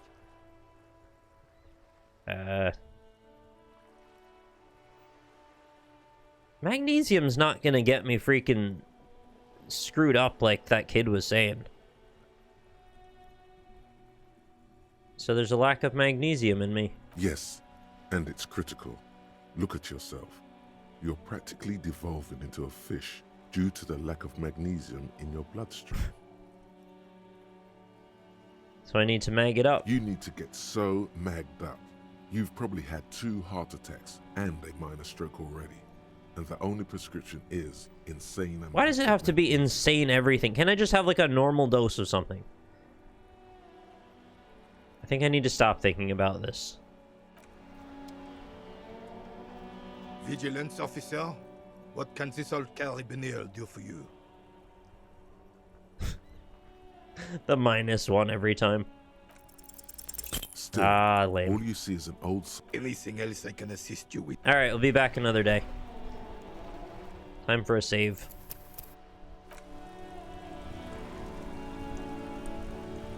Hey, it was a nice throw. It's just too bad it was into the ocean.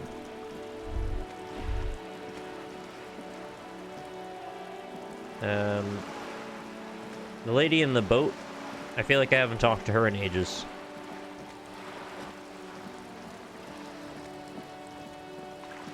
That bird's still there? Been there for days.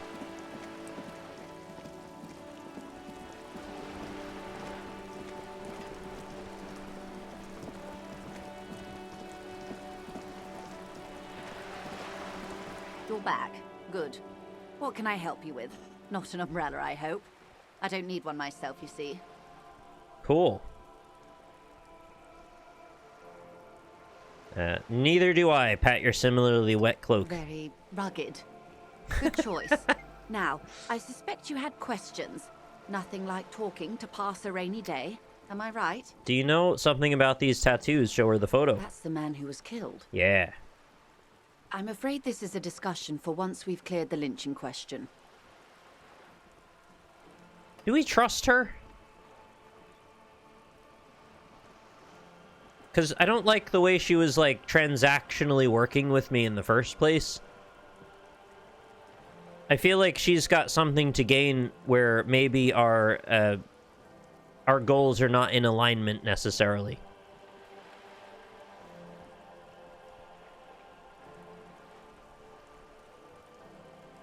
Her profile image is Margaret Thatcher. There's your answer.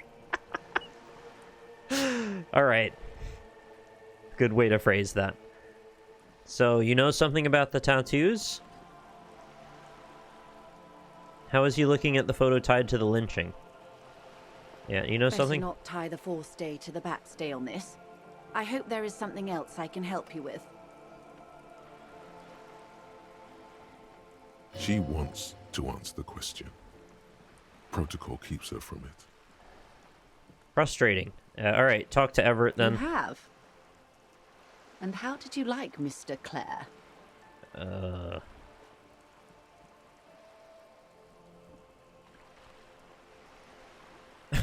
He is not the champion I have chosen. I wish to swear fealty to you and the cause of capital. Jesus. It's not important if I liked him. I was doing my job. I'm gonna say that. Of course, Detective. Excuse me for implying otherwise. The RCM does not pick sides in this. Oh, I said something Kim might have said. Kim's rubbing off on me in the best way. Of course. And I don't expect you to share anything he told you with me. I'm not a corrupt verm myself. However, if you felt like discussing something... Yeah, you want me to snitch? How could I stop you? Oh. Are we not human? Are we not Needs curious some juicy to hear another spilling of person's tea. take? It's only natural.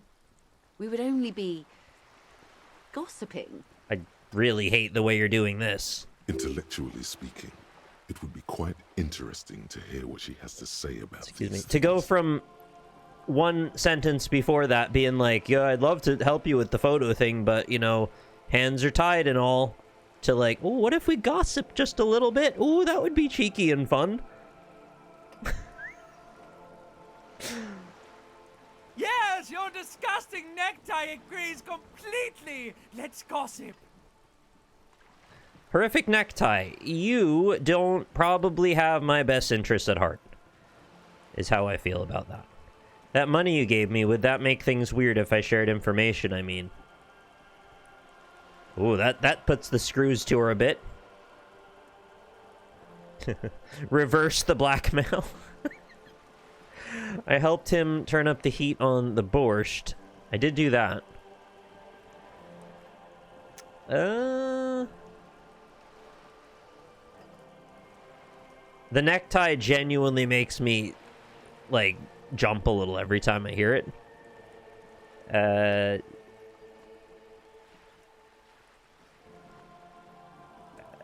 This feels like the potential to sour our relationship if I say it, but I kind of want to say it, so I'm gonna.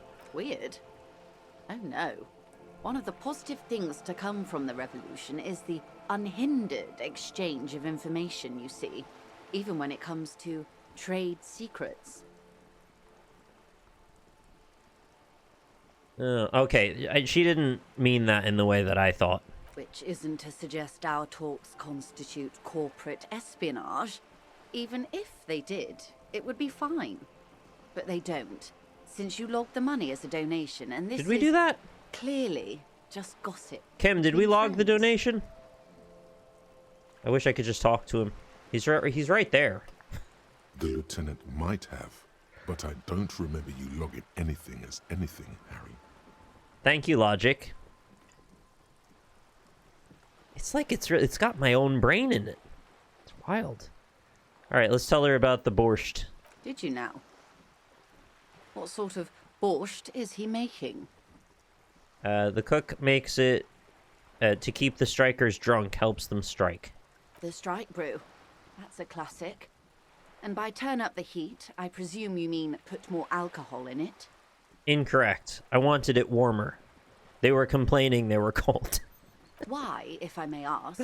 Why make them more drunk? Aren't they corked enough already? If you cork a bat enough, it'll explode. Yes, Detective. What were you hoping to accomplish with this strange thing?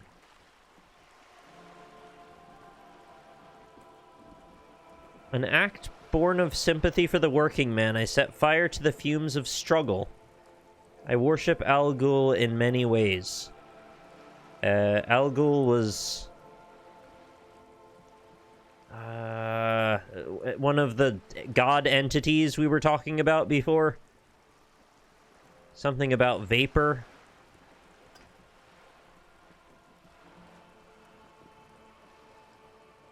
Oh, what he called alcohol, right. It's uninteresting. I thought it would make the broth taste better. I thought there was like some god entity we discussed that had that name. I remember when it came up, like Raz Al Ghul. Oh, that's funny. None of those things is why I did it. Albert Ghul.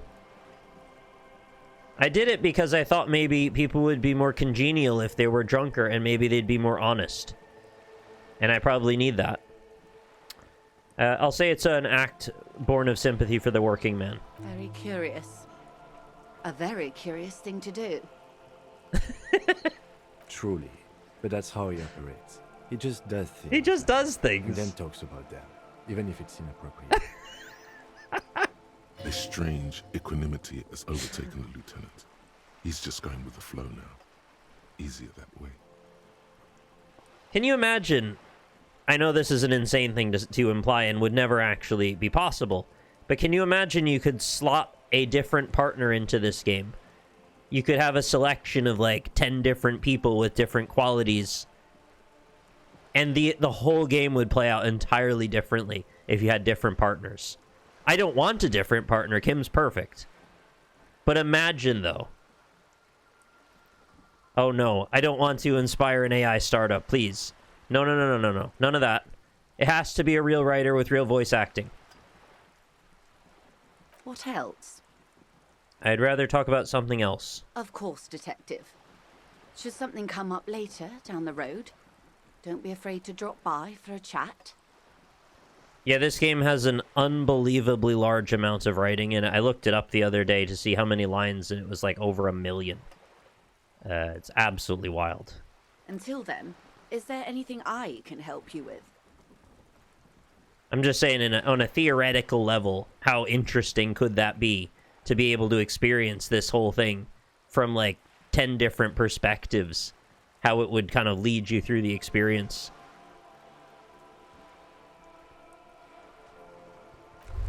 And it kind of feels like something that is in the ballpark of ideas that could work, as this game is very much about like modularly slotting yourself together. And in a way, your partner is sort of an extension of yourself. Wow. So someone's been a little boring. What? Yes, my standard liege. Someone's seen all sorts of wild ideas pop off and thought, I'll take the boring one. The regular, please. Oh, I know we've got more than enough from perspectives to choose from now. I'm saying, for the folks that have already experienced all of this, maybe they'd like that. Also, imagine if there were 10 choices for partners and everybody picked a different one. So many different experiences to start. It would really be quite awkward, actually. They'd probably need to unlock them after each new game plus. Picking on me for not being crazy enough.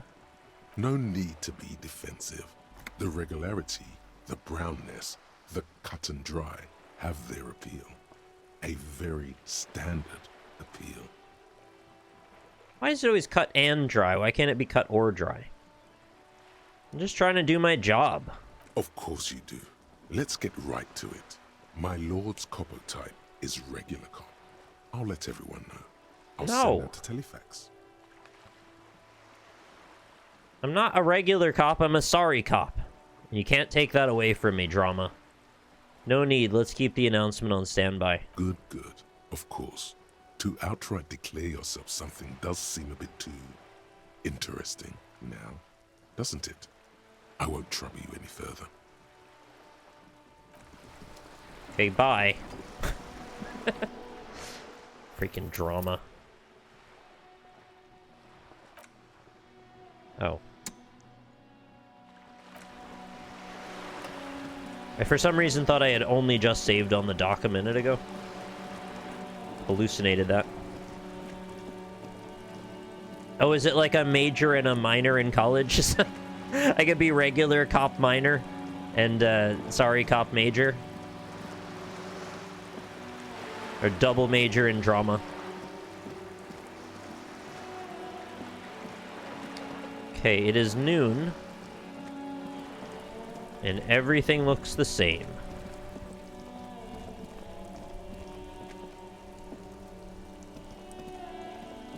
What will I do? I'm a little curious what's going on in the strike zone. Actually, I haven't gone in here in a while. There are probably some bottles to drop. I also need to get some money together for rent. Let's see what's up over here. The machine stands in the corner. A sign says 1 bottle equals 10 cents. Well, it's rainy, so it's just overcast. Your bottles clunk into the machine, and the money appears with a satisfying jingle. You're a richer man now. And a better person, too. You got anything new for me? Is this about the questions again? Nah. Because I don't... No, you're good. You don't need to bother me, or be bothered by me. What prompt can I reattempt that I've failed? Oh, you said there's a way to look at that. Was it in the journal? On the map?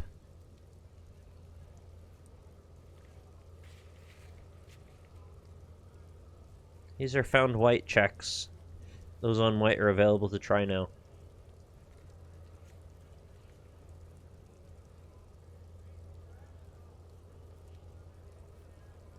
The mirror.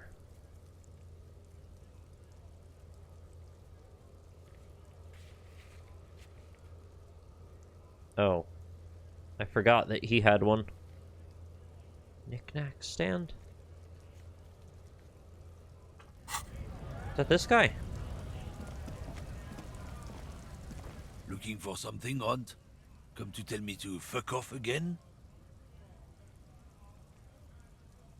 If it's not you, then who's running drugs through Terminal B? Isn't it obvious? Fucking Sealang. That beady All eyed right. Samaran. His little side business is a scam. I wouldn't be surprised if he was peddling drugs as well. The street vendor south of here, that guy's a lorry driver. Of course he's a lorry driver. What? He tell you he's just some simple businessman or some shit? He's selling his employer stuff after he broke the seals on his Humanox lorry. Yeah, I think we kind of figured that out. His tribe are natural liars. It's in their blood. He's your man, all right? 100%. I wouldn't be so sure about it. Not until we've heard what Sealang himself has to say. Yeah, alright, that's something to do. Guess so. Okay, bye. What's the knick-knack stand, though? Is it... It's not this?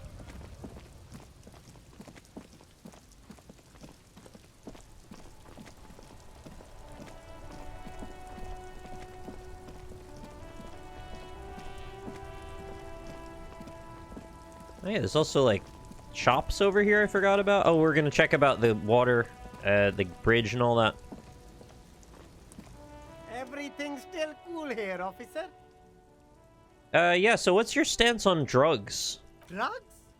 I don't go in for that, officer. Drugs ruin lives.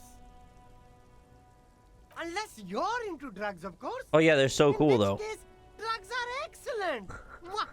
Tasty, tasty drugs. That's a great line. We're looking for a lorry driver who's transporting drugs out of the harbor. He or she is in this traffic jam. I'm super into drugs. That's very cool. A lot of the coolest detectives do drugs. Sadly, I don't have any drugs on sale, or at my home, or on my person. Sir, it appears to be true. No drugs in sight. Not in the box of sunglasses or under the speakers. We're looking for a lorry driver, yeah. That's even cooler. You investigating that and all. But, I am not a lorry driver. I'm just a street vendor. I don't know anything about that. I do think you're a lorry driver, A blatant lie, sire. Yet he tells it with such conviction. We'd believe him if we didn't know better. But you are a lorry man. Another driver has identified you and your lorry. Who said that? It's the fat racist, right? I bet it's him. He has an agenda against me because I'm an immigrant who works harder than he does. He's a hater. Well, he is, but also why do you have all of this humanitarian aid that you're selling? Like, what's up with that? So you admit you're a lorry driver? No, I just said I work harder, and he's an asshole. He is an asshole, yeah. He stops to think. Okay, maybe I'm a lorry driver too. A little. But that's not the most important thing about me. That's my day job. This is my dream. So you forgot to tell me, or so you were embarrassed to tell me, or stop squirming. What do you know about the drug operation at the harbor? Or Sealang, my source tells me you're the one transporting drugs. Were you embarrassed? No, I just forgot. It's such a small part of my life. It's in the rear view mirror now. I'm climbing out of that hole with ingenuity. What do you know about the drug operation? Nothing. I told you. I'm not a dumb guy. I don't get involved with that crowd. I don't mean to imply you are a dumb guy. And what crowd is that? Crowd, you know. The drug crowd? I don't know the drug crowd. Please. No, he wasn't talking about an abstract crowd. Oh, that crowd. The actual literal crowd. He doesn't want to talk about them. He's afraid.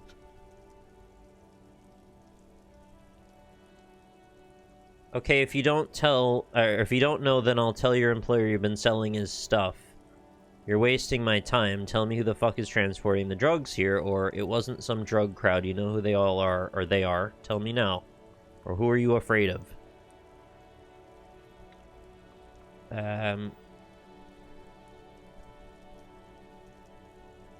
just gonna go with number 4. I kind of am tired of the back and forth. Let's just get down to it. I'll tell your employer you've been selling his stuff. No use. He's not telling us. He's too afraid.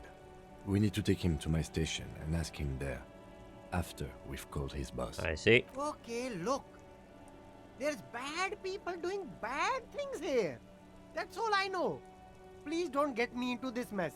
I spent 15 years working my way up. Here we go. There's a tiny bit of truth on the table. Zoom in on it. We're buddies. Help us out. No one will know it was you.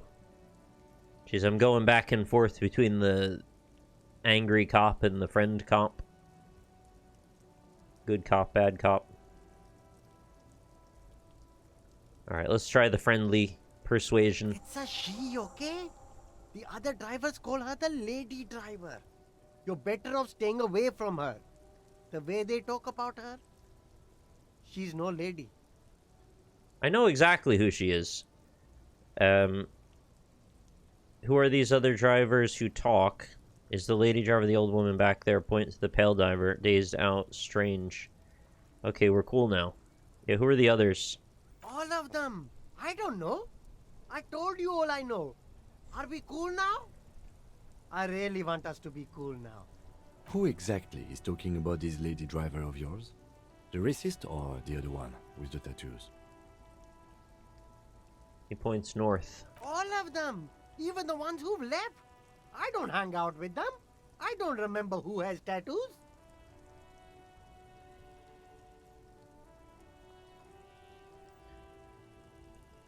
I guess we'll point at her. I don't know. Maybe. If she is, I haven't gone near her. I don't get involved. I told you. It could be. She was strange. Yeah. He's not ruling her out. Okay, we're cool now. All right. I scored. Let's cap this off with a purchase. You can walk away from here with funky sunglasses, detective. We're cool like Both an of you. apple Jolly You Rancher. deserve it. Alright. I'll leave it for now. Goodbye. I've already purchased my glasses from you.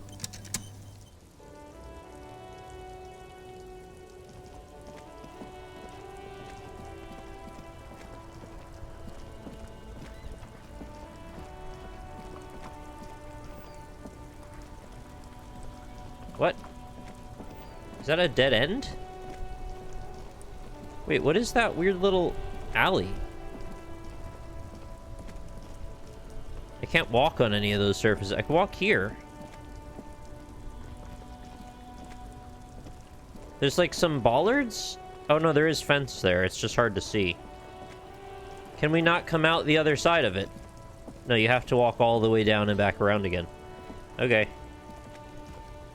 It's fine. I'm just confused by it. That's just odd pathfinding. Alright, so the lady is somewhere over here.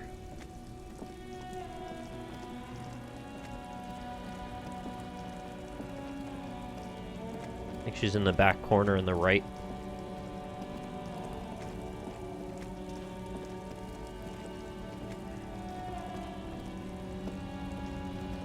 Nope, back behind this.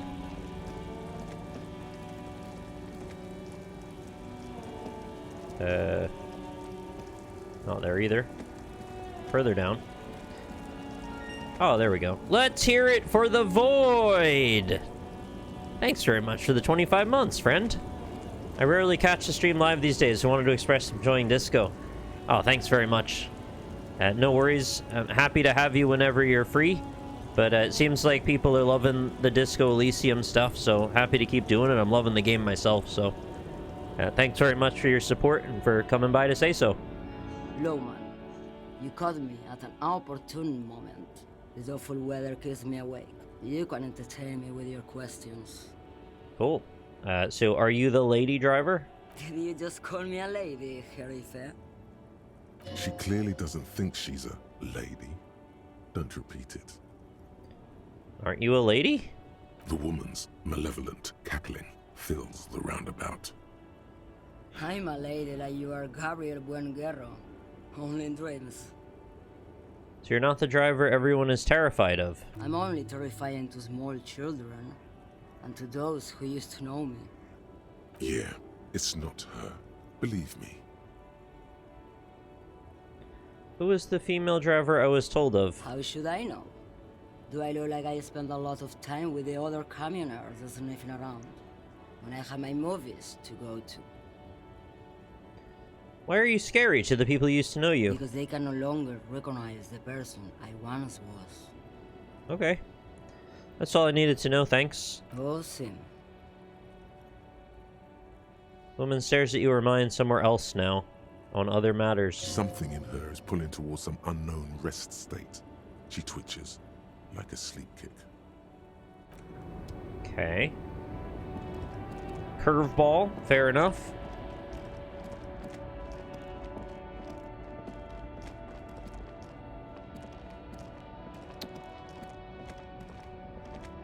Now I don't know what to do. Talk to this guy again. Right to work. Nope. Right. Talk to this guy again.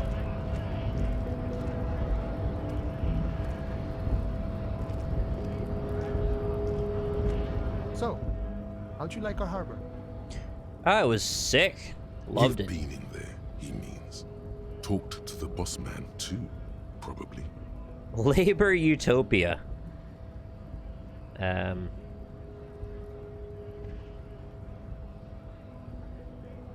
don't know. Nod approvingly. It's but a rest area on the path leading across open plains. Weird. He notes solemnly, then turns to you, a wide smile adorning his face. Right. You talk to the boss, eye to eye. Like men of Yes, the it is day 3, so we gotta be Have any more headed down questions? there. I'm set You're to right. talk. Any idea who killed the hanged man? The mercenary, eh? Who Oh, could there's have the killed him? Isaac That's thing indeed again. the question. Why even do such a thing? The Merc was hanged with a very specific type of cargo belt, often one used in heavy transport areas, for example, harbors. The harbor is a prime area of suspicion. In your opinion, are the dock workers involved in the killing? What a thought. Why would noble workers resort to such a thing? Unless they were pushed, of course. Yeah, unless they were pushed. Pushed how? Your dead guy was an enemy combatant. Okay, what does that mean? He was an agent of the opposition, attempting to undermine our honorable efforts. So is this some sort of, like, corporate, what's the word? Espionage kind of thing? Did you kill him? I ain't the murdering type, but that's just me. Large organizations like our union have all sorts of men, with all sorts of... Oh, do they have very particular sets of skills? He's not lying about not doing it himself. Well, if Drama knows, then Drama knows. Understood. This has been of limited use. Still, Well, you know, we don't think you did it, I guess. No problem. I wish the best to you in your search. Sure, I'm glad it's not my search. Takes a sip from his flask. Gotta remember that he's offering potentially money if I have to get it. Find out who's the lady driver and where's her lorry. Someone using Terminal B to smuggle raw ingredients of drugs into Revachol. Joyce said there are 3 drivers at the intersection. Talk to them. One of them must know something about the drug trade. Yeah.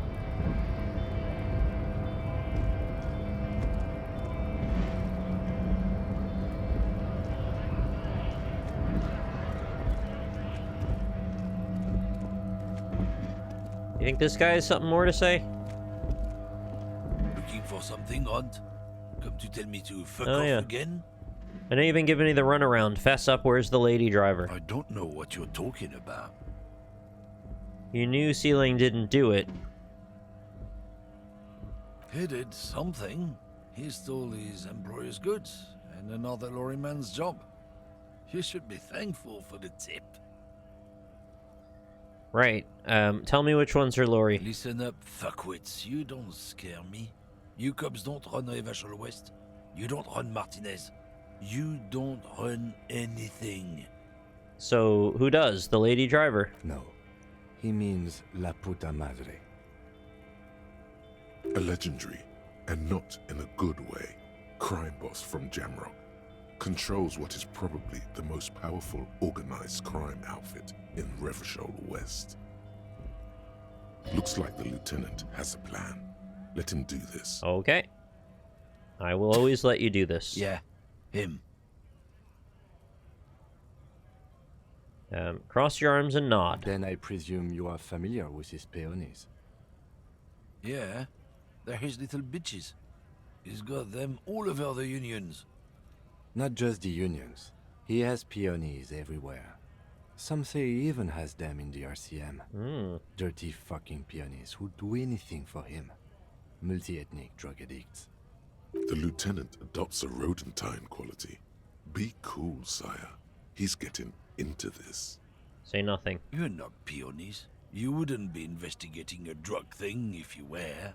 Okay, his angle is we are them and we are dangerous, so you better fess up. No, of course not. We are not peonies.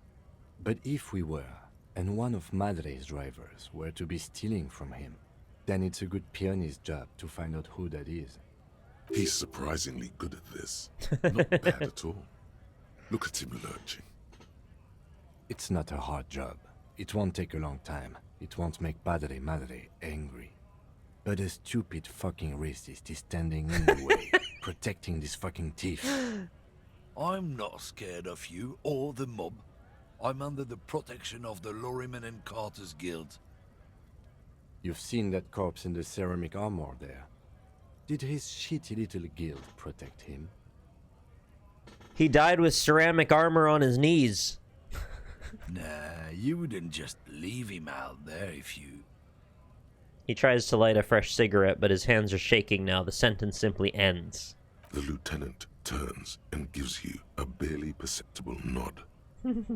I softened him up as best I could. Now it's on you to finish the job. Thanks, Kim. Be that was careful. Good. This man's still got some fight in him by the looks Ah, of it. 17%. That's not great. Seems like I've got to try it, though.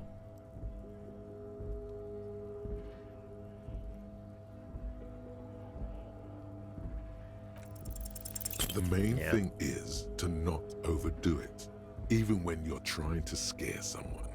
The most important thing is, how does it look on your resume? Why don't you and me step outside for a little talk? As if we're not outside.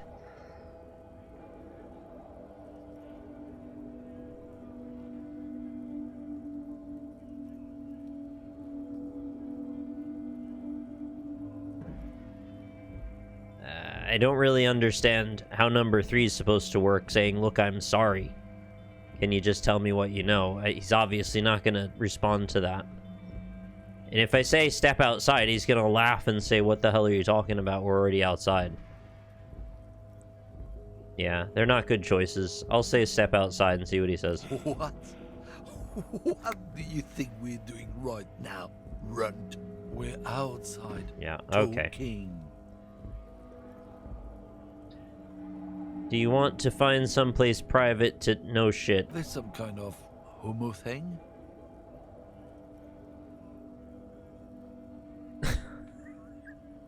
Don't really know where that came from. The lieutenant gives you a brief sideways glance. We'll just have to ask someone else about the lady driver. Let's go.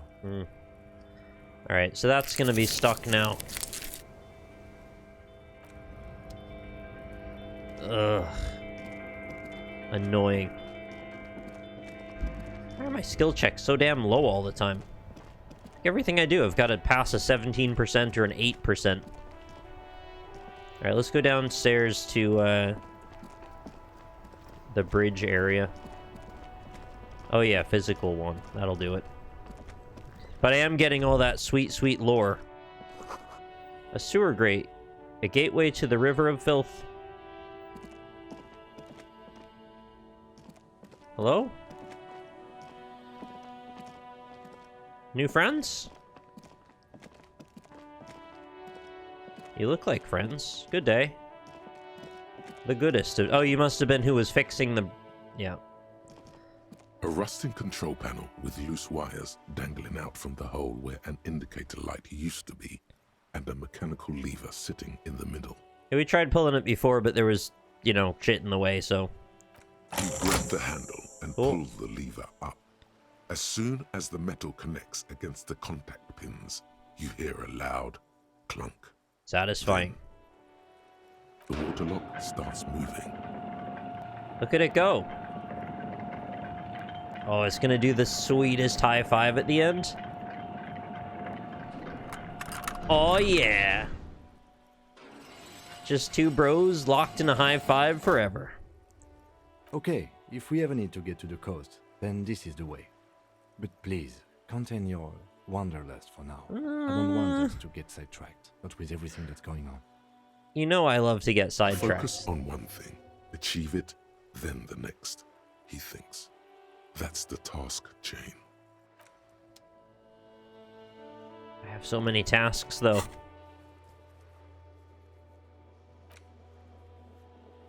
Run the number on the victim's armor. I never did that. Investigate apartment 10 for the cleaning lady. Oh, ask Kuno about the armor. Establish your authority.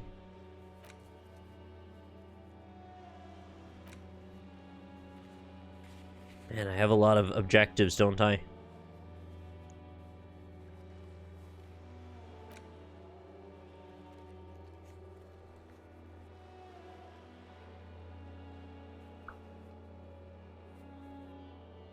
I kind of want to run the number on the victim's armor. I know I just did the bridge, but we'll see. So much progress is to be had on the coast.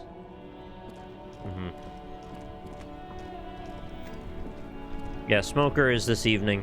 That's correct. Inside, you see a set of steering levers, a radio microphone, a pull-out toolbox, and the soft glow of the fuel preheater gauge. Radio. This is Precinct 57. How may I assist you? Could you run a serial number from a pair of armored boots for me? Sure, officer. What's the number? And the make of the armor, if you know it. E50 100 1000. The make and model of the armor is Fairweather T500/VE. Got it. I'll contact the ICP database immediately. Call back tomorrow. Hopefully they'll have dug up... Yo, we're gonna talk to Violent J after all this time. My name's Violent J, back to make you smile more. I let my nutsack drag on the tile floor. I throw freestyles for miles. The International Collaboration Police, ICP, is an inter-Isoleri law enforcement service, the crown jewel in the moral intern diadem, alongside EPIS and the coalition government. His gold comes in piles. He worked on Belle Isle. It was a freestyle, you know.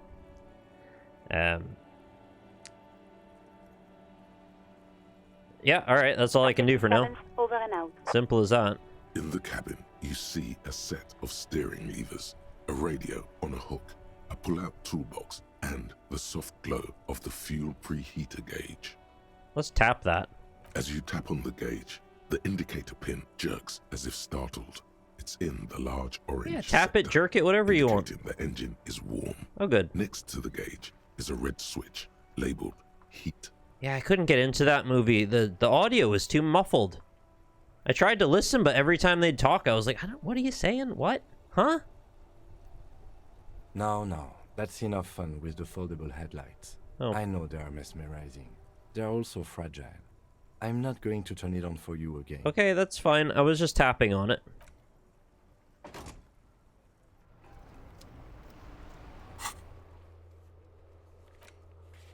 Okay, so another thing that's on a timer. Ask around about the tattoo's possible meaning. Tattoos is... Who would know about tattoos specifically? I don't think the book lady would. But I should check.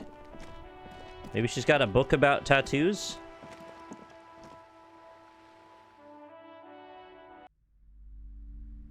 I remember this heat combo from years ago. Yeah, I get one opinion and I just hold it for 10 years. Hello again, esteemed officer, and welcome to Crime, Romance, and Biographies of Famous People. You know, I could see her having, like, a ton of occult tattoos that she doesn't show to the public in any way, but, like, on her back is, like, a giant pentacle or something. That'd be cool as hell. Yeah, nothing new here.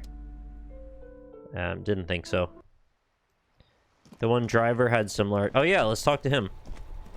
The guy that I'm like, hey, do you like drugs? And he's like, kinda. Still here. Stuck in this damn jam, my man. What's up? My man. My man. I heard one of the drivers is a woman, but I don't think she's here. Do you know this lady driver? Do you know a baby driver? He's always listening to music, and he's like, a baby. I don't want to talk about that. Oh, okay. He shifts around, suddenly uncomfortable, then looks away. Why? Do you know something? What is it? I don't mean to pry, but I need your help. She may be involved with the drug business. Man, I was hoping it isn't going to be her. He bites his lip. All I can say is, she isn't around here anymore. She isn't some evil drug trafficker. And I don't know where she is. I asked you who's conducting the drug trade. You said you didn't know. Now you're saying you do. Who is this person? What's her name? Who is she to you? What does she look like? What does she look like? A youngish woman. Gruff, but in a cool way. A cool, gruff, young-ish... Oh, is she the lady in the hotel? The lady we met at the very, very beginning. What color hair? Blonde? Blue and violet. Oh. Died. It was violet when she got here. Violet. Blue before she Violet. went. It was violet when she got here, blue before she went. Then she may have dyed it again. Alright. Could be blonde now? That'd be tough reversing it from blue to blonde, wouldn't it? Oh no, she just bleached it. Who is she to you? A friend? An acquaintance. I don't know. She was the only person in this damn jam I could talk to. The guy with the wig? She's someone I don't want to rat out to the law, okay? Yeah, that's fine. I guess. What's her name? Thank God I don't know. People here call her the lady driver. She kept her name a secret. From me too. Now I see why. Ah. So what's up with you hiding it before and now, you know? I didn't, man. I told you I was hoping it's not her. That she wouldn't be mixed up in it.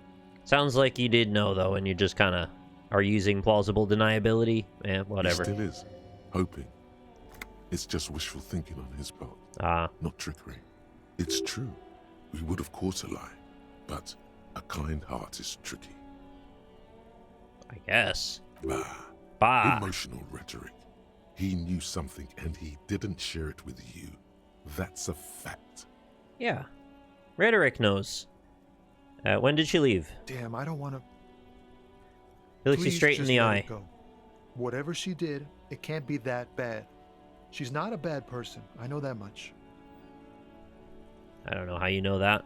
I was really here to talk to you about tattoos, but... We can't just let it go. I don't think we're going to be doing that. Investigation. That's how it always is with you, isn't it? All part of the investigation. Yeah.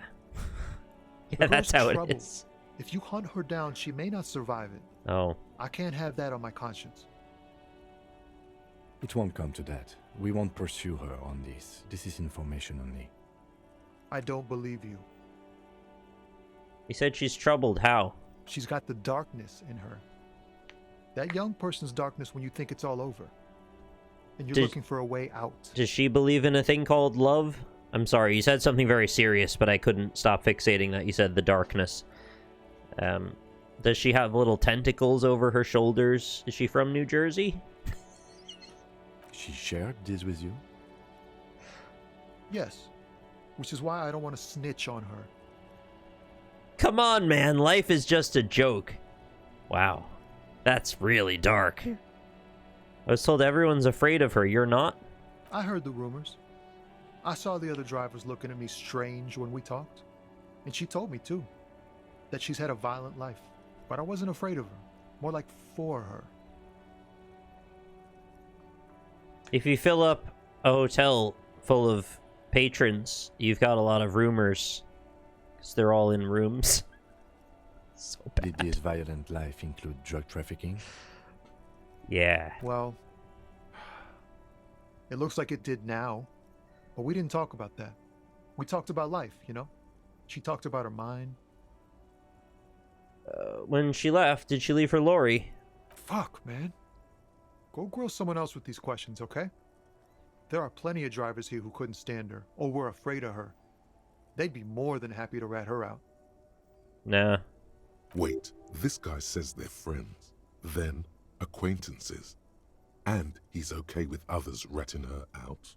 Rhetoric's on to you. You're not being consistent. Push Tommy and it will break his heart and his spirit. Don't expect you to be pals. But are we supposed to be pals?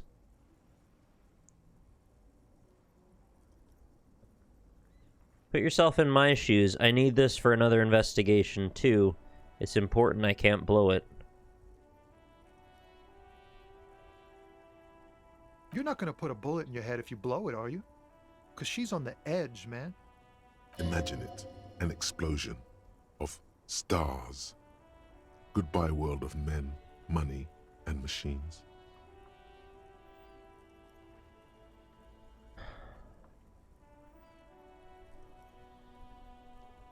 So you're alright with others ratting her out, you just don't want your hands Fine. dirty. I don't want to be a butcher. And I don't want to be a knight either. I just want to be a person who can sleep at night. A little fame wouldn't hurt too.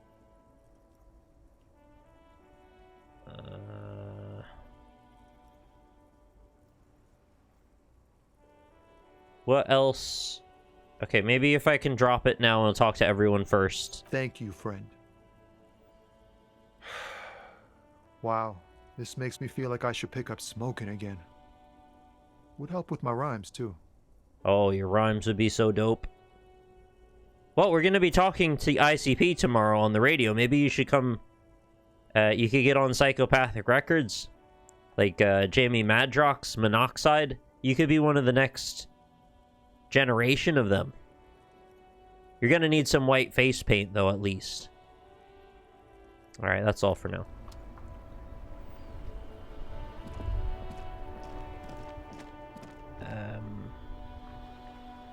My next impulse is to go back inside Whirling in Rags and see about the lady in the upstairs.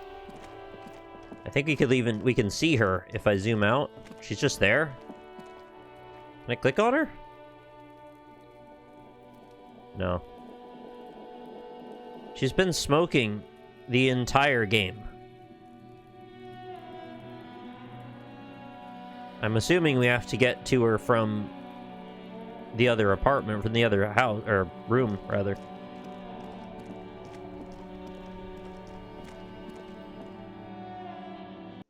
Can I yell up from the balcony?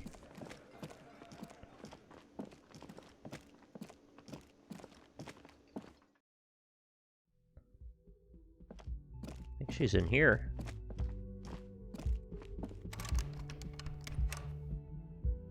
No, just makes a clinking lock sound. The door is closed. Try the handle. This door can only be opened with a key or from the inside. Knock again. Still nothing.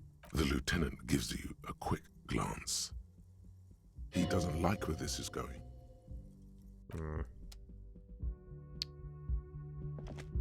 I guess I'll try the mirror again since I'm here already.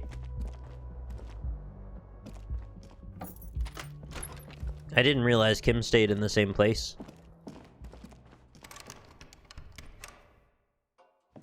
Oh, that must be like a pass-through door? Bathroom wall. In it, your face, adorned with the expression. I thought when you put a point in any skill point, not just in the same one it asked for, it would allow you to try again. It has to be that one specifically.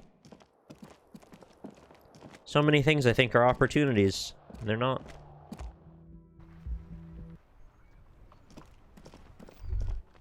Oh.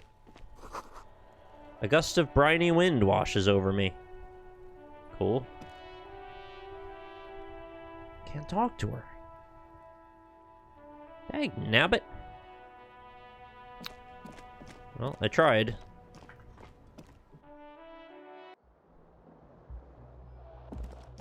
Place is useless. I still gotta make 10 more real somehow. I'm gonna have to do that in the other section of the island.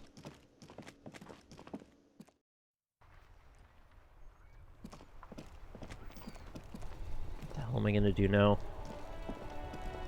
I talked to all the truckers, didn't I?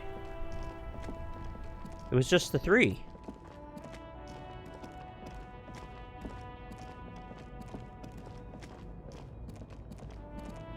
I don't assume she has anything new to say. She wouldn't. Lowman. No. You caught... And then there's this one here, up here, that I think we can't get into. A lorry stuck in the traffic jam. This big, heavy grot.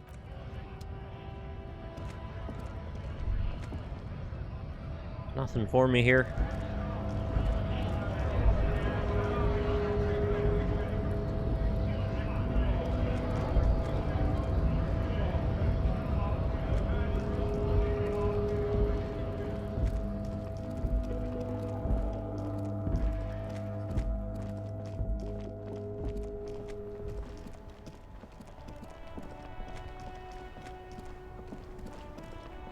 How can I have this many things that I'm working on? It's like 1, 2, 3, 4, 5, 6, 7, 8, 9, 10, 11, 12, 13, 14, 15, 16, 17 things. And yet absolutely all of them. I can't progress? I guess I'll go look into investigate apartment 10. That's something.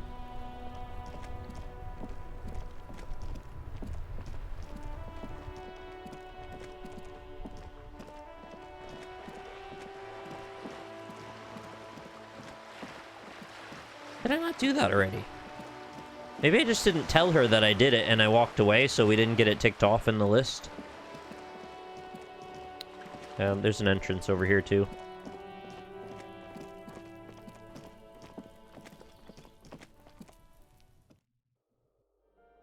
Oh, I'm sure there's more quests. I'm trying to manage what I've got.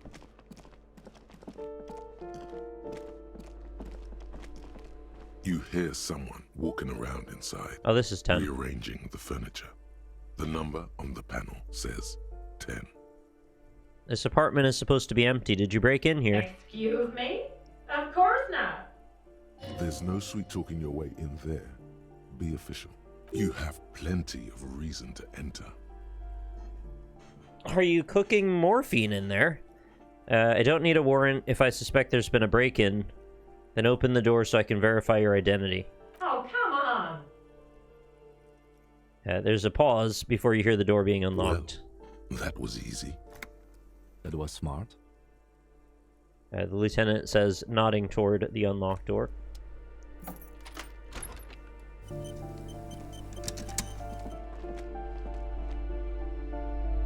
Okay. Oh, is it you? Are you the person we're looking for? Satisfied? My name is Marielle Charpentier, and I'm an agent with Martinez Realty Associates. I am not breaking in, as I have every right to be here. The keys, see? Have you dyed your hair recently? Her voice is really cheerful, despite her obviously hating you. Do you want to see my ID as well? You can't legally ask for it, but why not? Want to see my residence permit too? She fumbles through her purse, fishing out a light paper-clad passport. Inspect it. It feels flimsy in hand, with the words Revachol Zone of Control written under a nondescript municipal logo. There's a picture of her with shorter hair inside, along with all her personal details. Be friendly. Nice haircut. That sounds so rude. Everything seems to be in order. Yeah, just do that. Thank you. Do you have any questions? I need to be back in Midtown in an hour. Who lived in the foreclosed apartment down the hallway? That's another huge mess. The former tenant owes us 3 months of rent. 3. We closed the apartment and planned on auctioning off the valuables, but... And again, I have no idea how stupid mistakes like this can even happen. But Ron, when he came to close the door, didn't close the neighboring door. And there's a hole in the wall. A hole in the wall. Can you believe it? And then the tenant ran off with his stuff. He's gone. The money's gone. Just like that. Just like that. The sum must have been puny. Oh, it irks her. The incompetence. So, my money has also disappeared, I think. Well, it does not disappear from my hands. No, I don't let it. Couldn't have been that much. These apartments look pretty shabby. These apartments are perfectly fine. They have gorgeous architecture, a million real view of the bay, good ventilation, neighbors, life, spark, and they are affordable. Cool. I mean, I can make stuff up too. I'll tell you, Martinez has a future. In a few years, it's going to blossom with artists and creatives and those radio computer wizards. Speculative optimism. It's quite a strategy. I've seen many people use it. It's as if they're real wizards, able to resurrect dead real estate and breathe life into bank accounts. So, what happened with the wall then? Don't ask me what happened with the wall. I have no idea how we're going to find the time or resources to fix it. All of her voice directing is like through gritted teeth. Both apartments are now unrentable. Both. Yeah, that's not great. So what are you doing? Oh, she's still shaking her head, manicured hands now crossed over the chest. What are you doing here? I need to get it ready for the next lease, but as you can see, the previous tenant completely trashed the place. Reprehensible. Who lived here? It was some kind of a moribund old man who used to be a business owner. You'd think they'd make rent. She stops, hesitating. A sudden serious look crosses her face.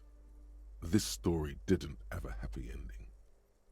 But that was months ago. Anyway, was there anything you wanted, or is that it? I'm in a hurry. That's all. Of course. She replies with a smile, but her eyes remain glazed over. She's been waiting for you to leave. Blister pack of medicine peeks out from the box. You should take it. It's like a fine mattress. Don't be ridiculous. You can hear it swarming with bugs. Oh, free shoes.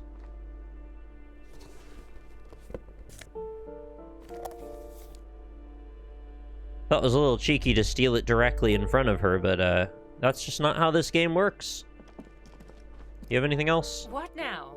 No. Of course. Just checking. Alright. Number 10 investigated. I hope you're happy. Give me a moment. I didn't find any counterculture people in apartment number 10. It was just a real estate agent setting up the room for new tenants. I see. I hope some good people are finally going to move in. This place needs them. No one is coming. There will be nothing but squalor unless we start killing real estate agents. Lax women and sexual deviance. That's who will come. Spit. I'm sure everything will be fine. This apartment building needs slow change. Imperceptibly slow.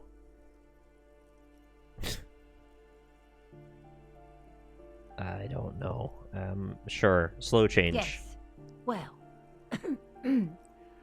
I hope they're good people. Your statements are too vague to comment on. I thought that too, yeah. What's this?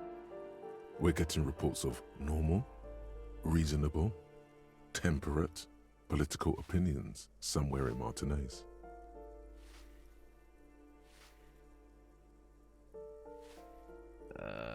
Mr. Reasonable, someone's got to keep it sane around here. This is because I keep saying none of the above to political stuff. I don't want to be a centrist. Must have been a false alarm then. Yeah, it was. +1 to indirect modes of taxation. Black monk straps. Monka straps.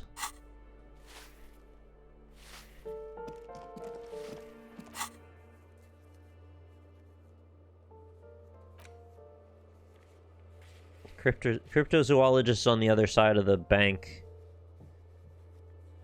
I don't know how to prove my authority to Titus. Sounds like I've got to, I don't know, fight him or something. I don't really want to do that. Ask around about the tattoo's possible meaning. There's like a guy that runs a thrift shop down in the south part. Maybe I'll talk to him. I don't know. I don't know why you know about tattoos, though.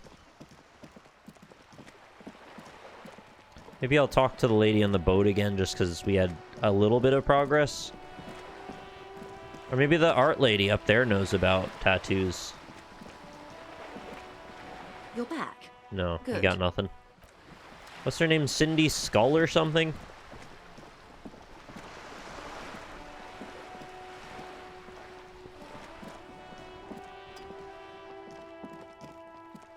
Hello again, officers. Oh shit, I got it. Have you come to admire my mural? Is that bed in the coal room yours? Ooh. Not only have you found my address, you've discovered my biggest secret. I'm a coal miner. Okay. She does have eyes that seem to be smeared with coal. Really, you're a miner? Yes. I keep hoping a shaft will collapse on me, but somehow it never happens. It's not the nicest place, but I guess it'll have to do. It doesn't have to do anything at all. Nothing does. Like me. Right now, I'm doing nothing at all. Okay, cool. Shoot, Piggy. It's what you do, isn't it? She's really got it all figured out.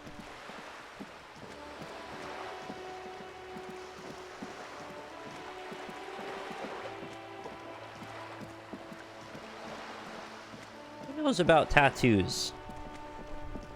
Not them.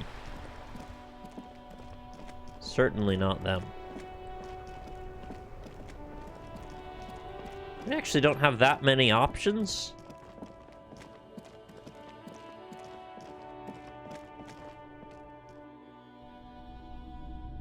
I've only talked to this guy once. Hello again. How can I help All you? right. I wanted to ask you about my gun again. Yeah, there's nothing. Sure thing. I sold you my gun? With Kim here too. That just sounded really, really bad. You were adamant about getting rid of it, officer. Said you were undeserving of a service weapon of the Revachol Citizens Militia. And I don't like keeping guns around the shop for long. Off the charts photon emissions. The unhealthy kind. Yeah, obviously. He's not telling you the whole story. It seems he's trying to spare you. I feel like there's something you're not telling me. You weren't quiet yourself, officer. What was I like? You were very distraught. You said the gun was a threat to your life. Oh, I see. and that you can't trust yourself with it tonight. And that you need the money. Alright, I'm starting to understand your actions a little better. When I said that I don't normally buy firearms, you put the gun barrel in your mouth and sort of sucked on it. Then I agreed to take it. Very normal behavior. You must have been in great shape. Happens to the best of us. I'm sorry you had to see me in that state. No apologies necessary, officer. Sure, man.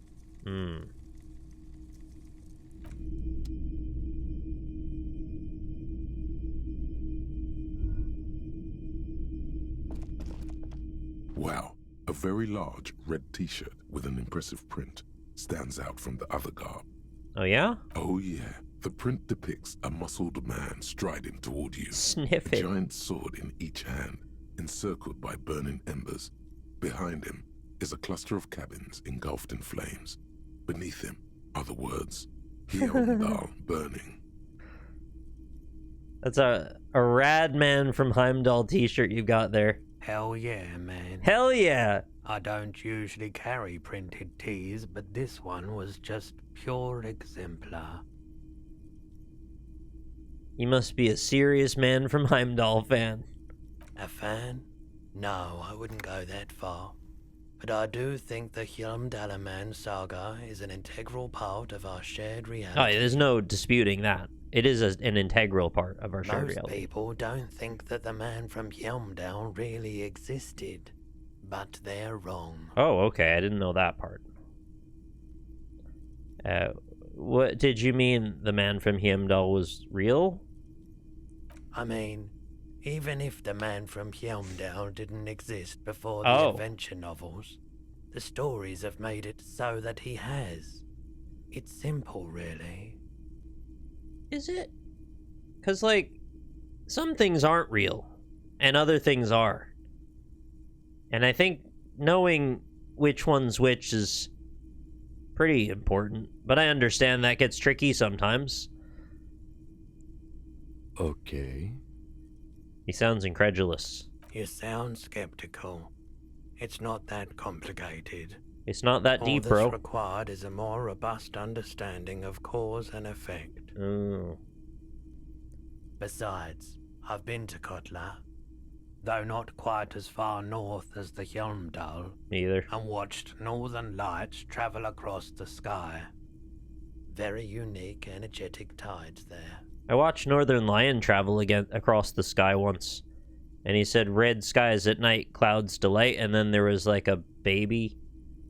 His theory isn't exactly incoherent, but kind of like a hallucination, really. Unusual neural activity.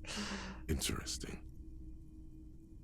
Very, very unique energies indeed. Geomagnetic ley lines, one might even say. How much are you selling this t-shirt for? 2 real. Sold. That's dirt cheap. Cool. You should. I'll buy it. Welcome to Hjálmdal, officer. Thank you, I'm glad to be here. I love owning things. +1 to physical instrument, +1 to shivers, -2 to authority. Good to know.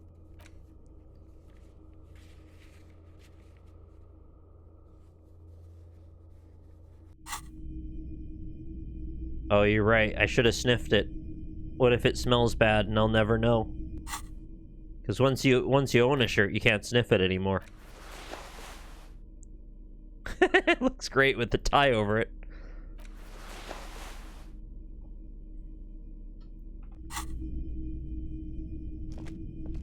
Right, no news about tattoos here. Where are you meant to find out about tattoos in this town? You think I could radio in for that?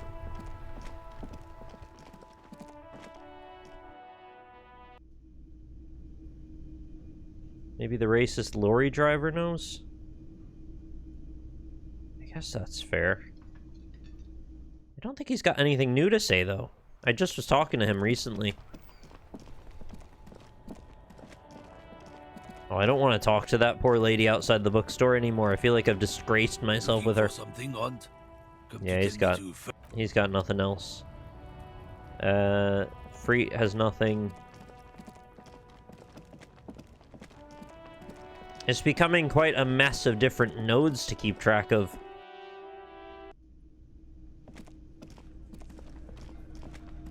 Don't suppose you know anything. Can I help you? No, I didn't think so. You wouldn't. Oh, hello, dear. There you are Hey, again. tell me about your cryptids, though. You know, to hell with it. Let's have more cryptids. shocking, Kim. Of course, officers. Is there a particular cryptid you two are interested I in? want to know about learning invisible ones. You got any predator cryptids? Hey, you promised you'd only ask about one cryptid. It would be dishonorable to renege on the promise. He nods approvingly.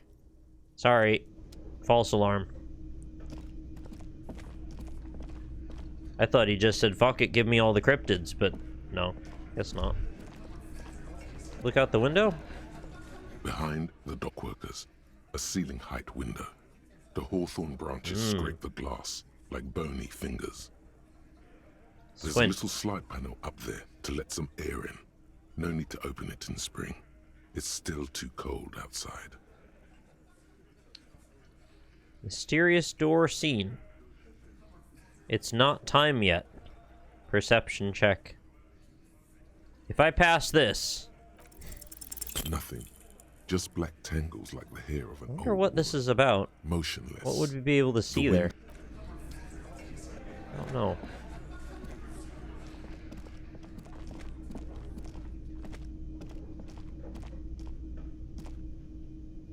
I'm afraid I've run aground. I'm not sure what to do next, and I am at a point where I feel like I'd like to stop.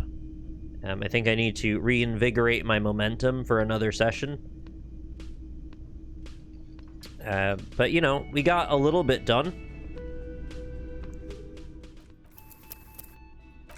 Not as much as I would have liked, but a little bit of progress again has been made. I hope that's okay. It wasn't a terribly long one tonight. But, you know, thanks for hanging out with me tonight. I hope you had a good time with it. I'll be doing more of this on Saturday, as I'll continue to until the game's done. Unless some really compelling reason stops me, I don't plan to stop.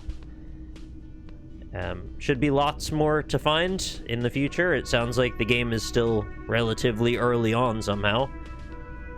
It's a fantastic time with great writing. It hasn't changed.